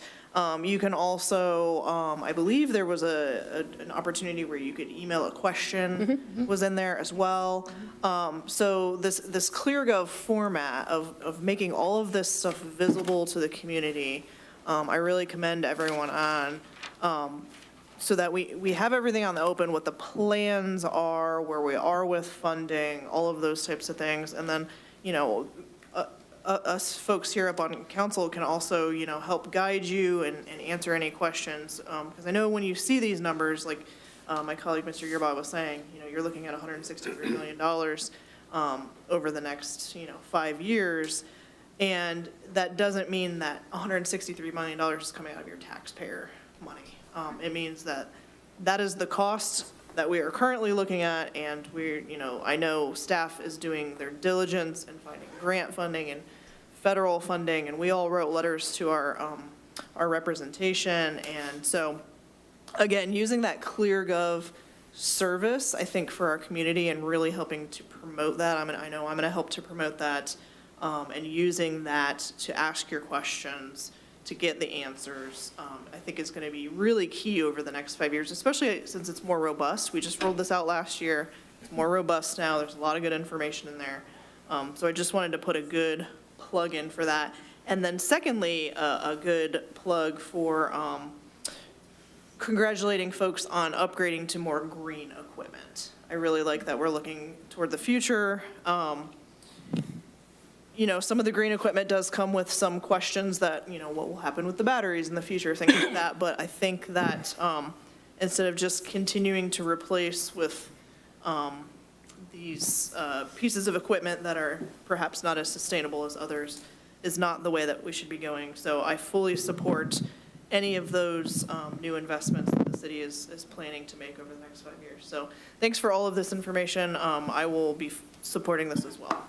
Very good. Are there any additional comments or questions from the dais?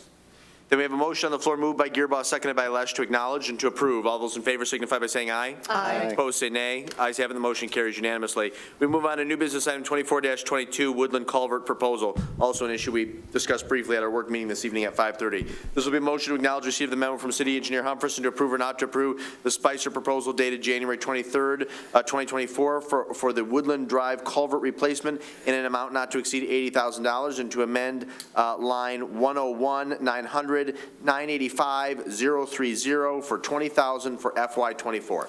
Move to acknowledge and to approve. Moved by Gearbaugh to acknowledge and to approve. Is there a second? Second. Seconded by Harmount. City Engineer Humphreys, do you care to make some brief comments regarding this matter? Yes, thank you. First, I'd like to introduce Jennifer Shahab. She's here from Spicer with us tonight. They've been helping us on our structural inspections. They're also helping us with the Saline River Valley Trail and some things with the dam. As we talked about, I just want to reiterate a couple points that we already touched base on the work session, but as part of our asset asset management-based capital improvement plan, we're trying to get condition assessments of as much of our critical infrastructure as we can.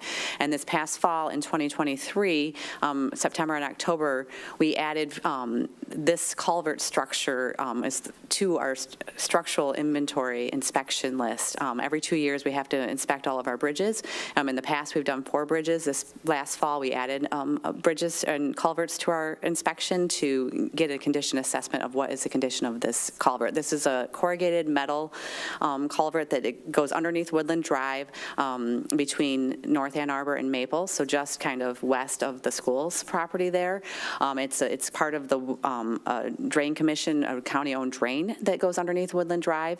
What we found is that culvert was installed in 1988. It has an average, these types of culverts have an average lifespan of 30 to 40 years. This has some large, if you saw some of the pictures in the actual report, you can see some of the condition. It's in poor shape, and this was what immediately rose to the top of our list for needing replacement in the near future. And that's because we had never inspected it before, we were not even aware of it. That's why it wasn't even included in this year's budget. We're recommending starting design this year and doing the construction in season of the summer of 2026. That will give us time to do all the necessary joint permitting, work with the local Water Resource Commissioner's office, and maybe get some funding for the actual construction costs, which are estimated at a little over $1 million at this time. It was very thorough. Thank you. Jennifer, we appreciate you being here this evening. Is there anything you'd like to add for the record at this time? No, I think Tasha covered it, but I'm here for any questions you might have. Very good. Hang tight. There might be some questions that are best addressed by you. Great. There are questions from the dais. Begin with Councilmember Rice and then Mr. Gearbaugh. We talked about whether or not this was an emergency immediate need. I feel confident in your assessment of that, but I'm looking at the what did you call them? They're kind of like dips underneath this. What's the rate of flow through this? Like, would we ever potentially end up, think about a tree breaking into that and sliding down in there? Is that going to jam that up? Are we looking at potential for something else happening? What we've looked at is we've kind of decided that we should look at it every couple months. There are a few branches in front of the culvert, so they seem to not make it inside the culvert as it is. So, they're sitting in the stream right now. So those will be addressed as well as part of this. And then once we do the replacement, there won't be dual culverts there. The big problem with dual culverts is the debris that builds up outside them, and one side will clog up and the other side will flow. And so we're not really allowed to put those back, so we'll put in one full span culvert when we're done. Okay, so in addition to feeling confident that, we're not going to have a major malfunction in the road, we're also confident that we're not going to have a backup back into that neighborhood, into the Maple. So we're required to, so this drainage area is over 2 square miles. So we have already requested the flow data from the state. So the state of Michigan provides us the flow.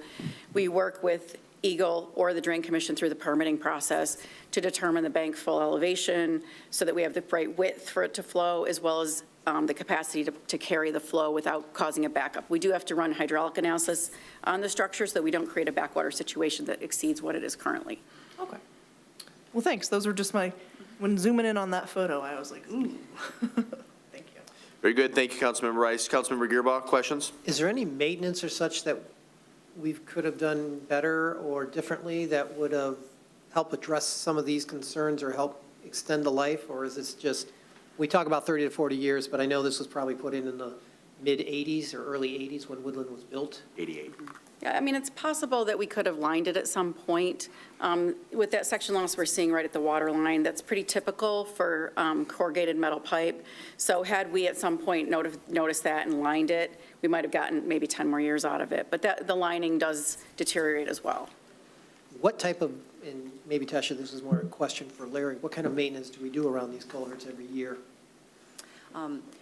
I would say our first step in any good asset management is getting a good inventory of all of our culverts, so we're kind of still on that step of actually identifying all of the culverts that we own throughout the city and underneath our streets.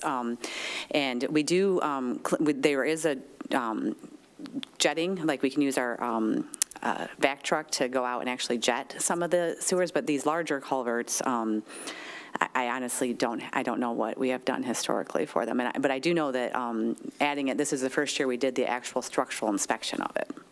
But going forward, we should have some kind of maintenance plan to make sure those are either every 5 years, similar to what the Drain Commission has done, where they go through every so many years and assess and clean out the county drains.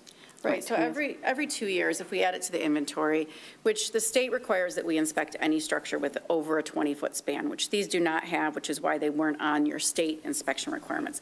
The city has added them because they're high priority to know what the asset condition is. We will look at them every 2 years with all of your bridges, and generally, our recommendations will include brush clearing for access, if there's any debris in front of the culverts, cleaning that out, and anything else we see, if maybe a joint separating, if there's something we can do for some preventative maintenance before, we're in a situation where it's full replacement. So every 2 years moving forward, we will be inspecting everything and making recommendations.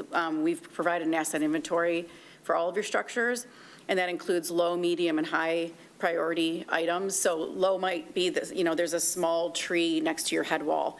And if we pull it out now, it's not, the roots aren't going to grow big enough to tip the head wall over. So there's a few things where we'll recognize those early on as we move forward with your asset inventory for your structures.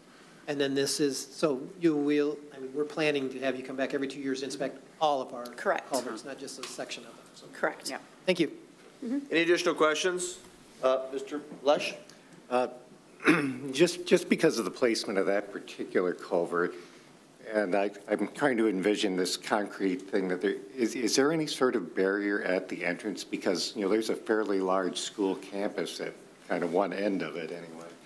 Yes, and actually that hopefully will work to our benefit, because right now it's almost at exactly a 45-degree angle across the road, and it'll be obviously cheaper if we can build it more at a 90-degree angle, because it's a lot less concrete we have to put in, and that the school owns so much of the land on the south side of Woodland could work to our advantage to allow us to maybe reconfigure the layout. Now that's something that will be looked at in design, is how it can actually be reconfigured and such, and the finished product will look a lot different than the current, because now it's just an open end section on a culvert, and it will be a box concrete when it's done, the head wall. Mayor Pro Tem Dillon? Thank you. So I think I'm asking the same question, just to clarify. So what I was getting at was, can we secure the end caps with grates or something like that, so that we don't have people going into them, or try to keep like bigger things out of them? How big is the proposal? So In the pictures, it looks huge. I guess that was my. It's going to be a lot larger, yes. So what you see now is, you're right, and you see it kind of debris is built up, like the actual exposed end sections could have been better maintained and be more exposed. So right now you see kind of a half buried end section, but the finished product when it's done will look more like the one on Woodland Drive just around the corner. It's the very same stream that comes, but when we're finished, it's going to look more like that. And again, it will be cheaper for us to go directly across the road at a 90-degree angle and look exactly like that one. But it depends on the hydraulics, what the drain commitment. There's a lot that goes into that hydraulically before we can know what we're doing exactly as far as the angle of crossing. Okay. And then the other thing is, on the north side of Woodland, there's like the wooden walkway. Is this going to disturb that, and is it going to damage it and have that replaced? Yes, that walkway it's a little bit north of, it's actually outside of the right-of-way, and so our work right now is planned to be within the limits of the right-of-way, and so I think we might have, I don't know if you've looked at that. Depends. I think it's something we're definitely going to have to address. We may have to take a piece out and put it back, because we do have to remove the existing culverts. Our plan would be to use, if we do change the skew angle, we would at least use the westerly one to continue the flow. We would construct it during low flow, like June and July, to keep the stream flowing without bypass pumping in order to reconstruct the new structure, and then we'll still have to remove the old one. So, if we have to replace that, it'll be remove and replace. It won't just be removed and sidewalk closed. So we'll have to replace it. Thank you. Any additional questions? Just real quick, is there a name, is there a name, like we have the wood outlet and all that, is there a name for this particular drain? It is the wood outlet. It is the wood. It is part of the wood outlet, so it's part of the whole thing? Yes. Yeah. Councilmember Harmount? Thank you so much. This is really a good report. I just noticed in the $80,000 that's proposed to not exceed does not include some of the items, and I just wanted to get a little clarification on the items that are not included in the $80,000. One was completing a load rating, and also upload the requirements of the bridge file to include the plans, load rating assumptions. So, and then the other thing was to prepare a bid document and bid assistance. So are those things not being done? Are they being done? It's going to be a separate cost if to have those done? We have, so because we may be bidding this through the county owns the stream, we own the road, so we own the structure. But the county is exempt from certain EGLE permitting requirements that would take more time. So we may bid it through the county. So we left the bidding portion out because that may just be that we hand them the plans and it goes through their bidding, and then we do the construction administration through the city. So at this time, we haven't gotten far enough in the project to know if we're going to go through with that and how that's going to go. So that's separate. The load rating was something that we had said, well, with the condition of the culvert, do you want us to load rate it?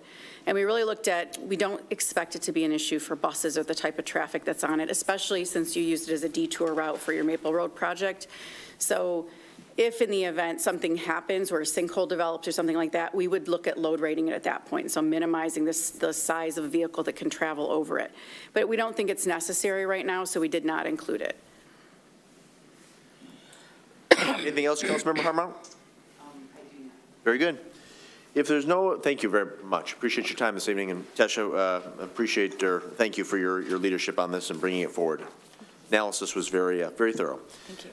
If there's no additional discussion from the dais, we'll proceed to vote. It's been properly moved by Gearbaugh, seconded by Harmont to acknowledge and to approve. All those in favor signify by saying aye. Aye. Opposed, say nay. Ayes have it. The motion carries unanimously. The last new business item for this evening is 24-29. This is 425 annexation for 865 North Ann Arbor Street. This will be a motion to acknowledge the memo from City Manager O'Toole and to approve or not to approve the 425 conditional land transfer agreement for 865 North Ann Arbor Street, parcel M13-36-300-001 with Lodi Township. Move to approve, acknowledge, and approve. Moved by Gearbaugh to acknowledge and to approve. Is there a second? Second. Seconded by, I'll let Rice be the second on that one. City Manager O'Toole, again, this is an issue that we're revisiting from a past discussion, but would you care to make some obligatory comments for council's benefit and for the public record? Absolutely. We last discussed this item in November where we hosted a public hearing on the topic. Lodi Township also went through the process of hosting a public hearing. This is all in accordance with the 425 statutes that govern the conditional transfer of land under cooperative terms. I'm very happy that we were able to come to cooperative terms. As you know, this property is currently being considered for annexation by the State Boundary Commission. It's a long time coming for the individual property owners. They've been petitioning for quite some time. Prior developments have fallen through, but the hope is now that we have this agreement in place, we can move forward with redevelopment of that parcel. This is a 25-year agreement, but consideration for the agreement will only last for the first 10 years, and we double up during that term. So for those of you that were on council the last time we did an annexation agreement with Lodi Township, it was a 20-year term, and during all 20 years of that term, we agreed to pay their then current millet rate, which is about 0.9 mils. In this case, for 10 years, we'll double that, so about 0.19 mils over 10 years. This works out a little bit better because we don't have a development yet identified for the parcel, so it'll take a little bit of time for that project to ramp up and really realize any tax revenue growth. Ultimately, though, this has already been approved by their board. It's been approved by each party's respective legal counsel, and if adopted tonight, we could send it to the Office of the Great Seal for final sign-off. And then concurrent to that, petitions also made to the State Boundary Commission to Yes, the petitioner could then repeal the request to the State Boundary Commission. State Boundary Commission can cease their deliberations. There's no longer required to offer a decision on whether the parcel stays in Lodi or remains with, or is transferred to the city. Very good. Are there questions from the dais? Mr. Gearbaugh, Mrs. Rice? Just clarify, are there any restrictions on this coming forward that if it's not developed as residential or anything at that? No specific use restrictions. By accepting this agreement, it would now fully move to the city's jurisdiction to decide the zoning on it or, land use ultimately. And is it your hope that this template or this format will be what we would use going forward? I would hope so. I just want, my statement is just that working it this way is hopefully a progressive way for us to work with the township going forward. Yes, it aligns a little bit better with both sides. Their concern is long-term, showing that they have property that is available for development and that meets that utility needs. And ours is obviously, these long-term agreements become very administratively onerous when they are 25, 30 plus years. So shortening the length that we have to monitor and track the consideration is really beneficial for us. So that extra 15 years is just Their attorney felt that it better protected them in the event that they have a developer claim that they don't zone or that they're being exclusionary in terms of allowing new development by being able to say, this parcel is under an annexation agreement now. Councilmember Rice? Oh, I keep forgetting to ask this question every time we talk about this. What's the acreage? Good question. You don't have to answer it right now. I'm just Yeah. curious. That was it. I think it's anywhere between about 5 and 10. Yeah, it's not a particularly large parcel. I mean, I think with, if you had density that mirrored like the parcels to the north, maybe you could get 30 units, 30 to 40 really dense. About the Yeah. same as the size of, to the north that has the duplex. Yeah. There are going to be some development challenges with the parcel because of the topography. Yeah. A little hilly. Mayor Pro Tem Dillon. Thank you. Not a question, just a comment. I wanted to thank City Manager O'Toole and her staff for their diligent work on this. It was a heavy lift at times, and it was it doesn't go unnoticed. Thank you very much for bringing this to fruition. Any additional questions or comments from the dais? Then we'll proceed to vote. It's been properly moved by Gearboss, seconded by Rice, to acknowledge and to approve. All those in favor signify by saying aye. Aye. Opposed, say nay. Ayes have it, the motion carries unanimously. Reports and announcements, which may include updates from any boards, commissions, or committees or task forces. Again, I'm going to start to my right and to my left. Councilmember Lesh, any reports, announcements, or updates from committees? Just that the arts and culture, I believe we're having a difficult time getting a quorum at this coming meeting, so we might be bumping it back to the 22nd. Helen should be letting you know. Very good. Mayor Pro Tem. Thank you. The only report from a committee would be the Fire Board recently met, and it decided to reject the proposed budget and asked the Budget Committee to reconvene and to kind of tweak it a bit and bring it back. So there will be a special meeting of the board, of the full Fire Board at the end of February to consider a revised proposed budget. Thank you. Perhaps I missed the email, and if so, my apologies. So the Environmental Commission's report was rescheduled to a subsequent meeting? Yes, they didn't have the presentation in time for this packet, so I Okay. believe it's going to be at the next meeting. All right. My apologies. So plan on that then for the first meeting in March? Yes. Okay, excellent. Councilmember Gearbaugh, reports, announcements, updates from committees? I'll defer to Ms. Harmon as our HDC rep. Okay, Councilmember Rice? Quick update on DEI activities. We'll have our meeting tomorrow where we're going to discuss just a brief update to the bylaws that we're going to bring back to council. Should we vote them in during our meeting tomorrow?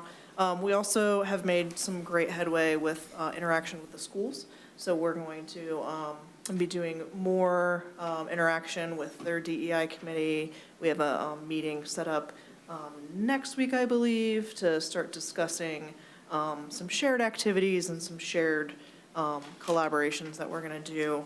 We're also working on a small business DEI toolkit for the city, and some really, really great things I think we're going to do over the next year. I would be remiss if I didn't acknowledge, and I apologize to our community for forgetting to acknowledge this last week, that this is Black History Month.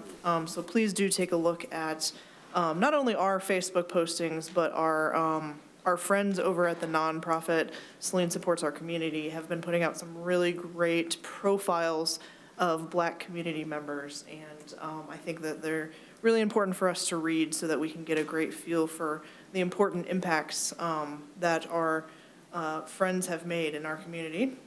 So please take a peek at those.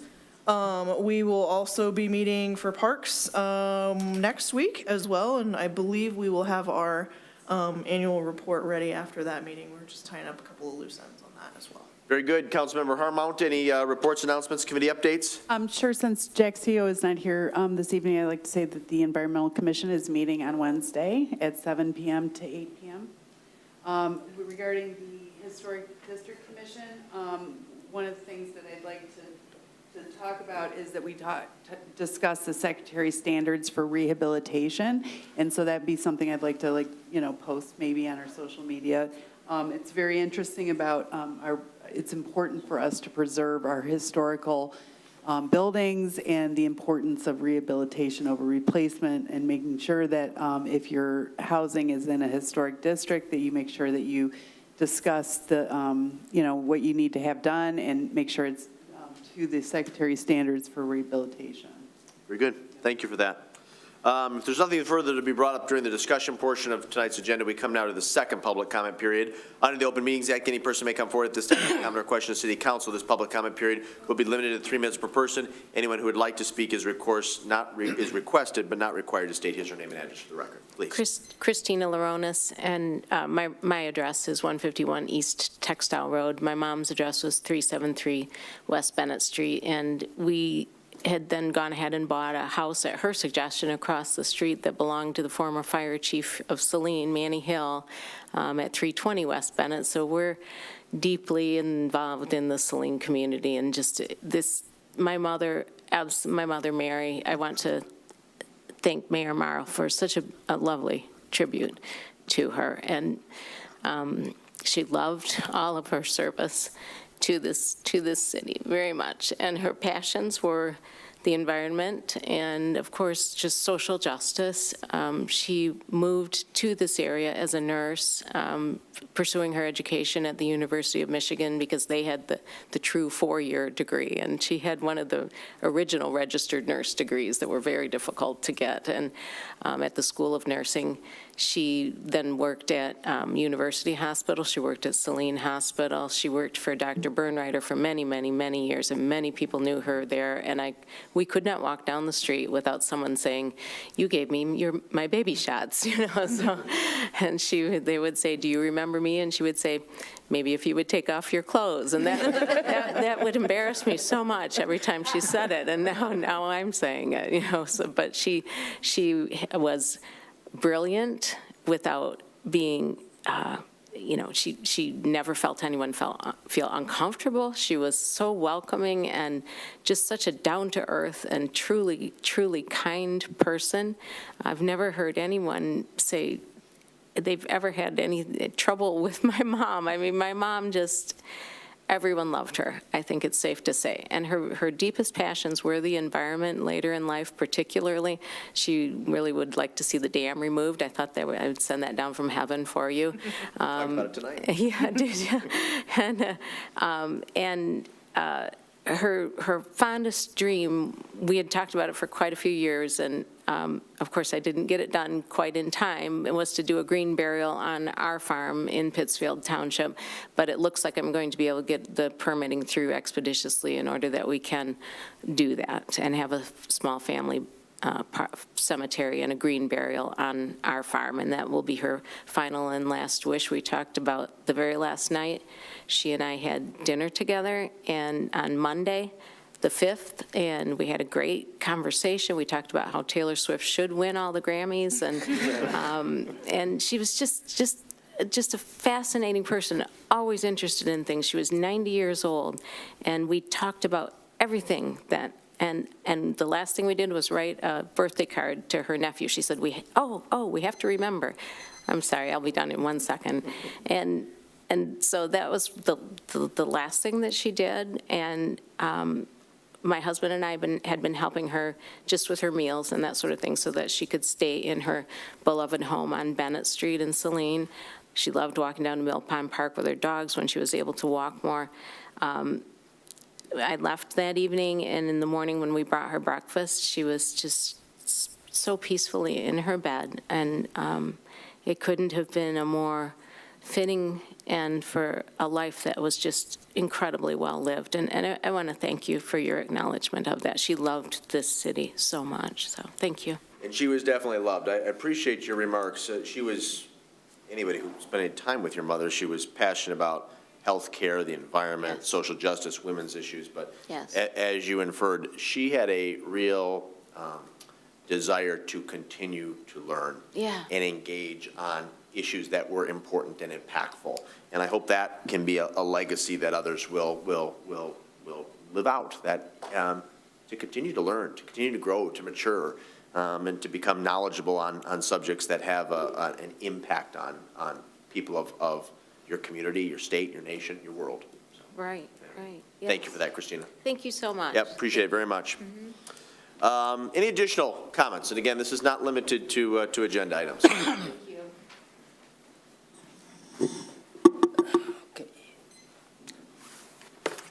Thank you, Mr. Mayor. Changming Fan, just to let you know what I want to continue the topic about the global environment and the climate change. And this is so important. Some of the things I want to show to you rather than just talk. And here is thing is to talk about 5 days left for me to submit it.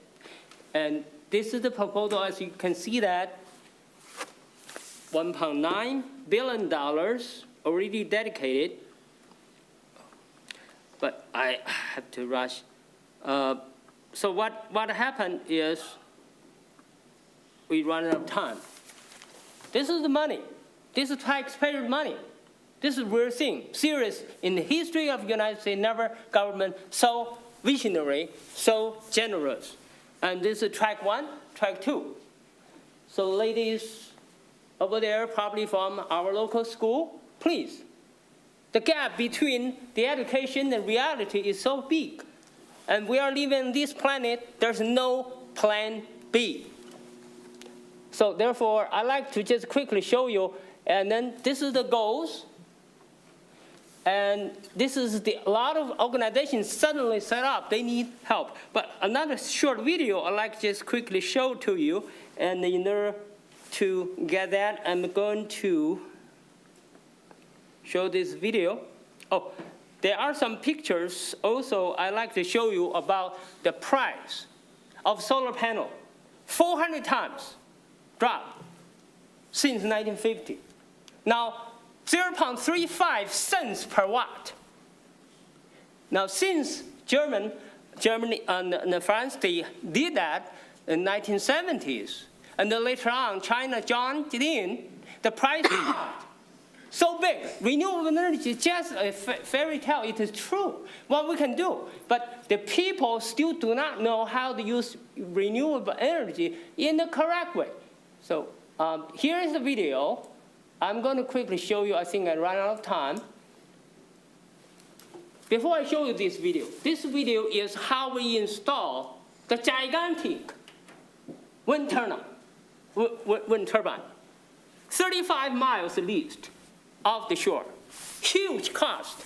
And I want to speed up. This is 1 2-minute video. No sound. I'm going to start. If you can see.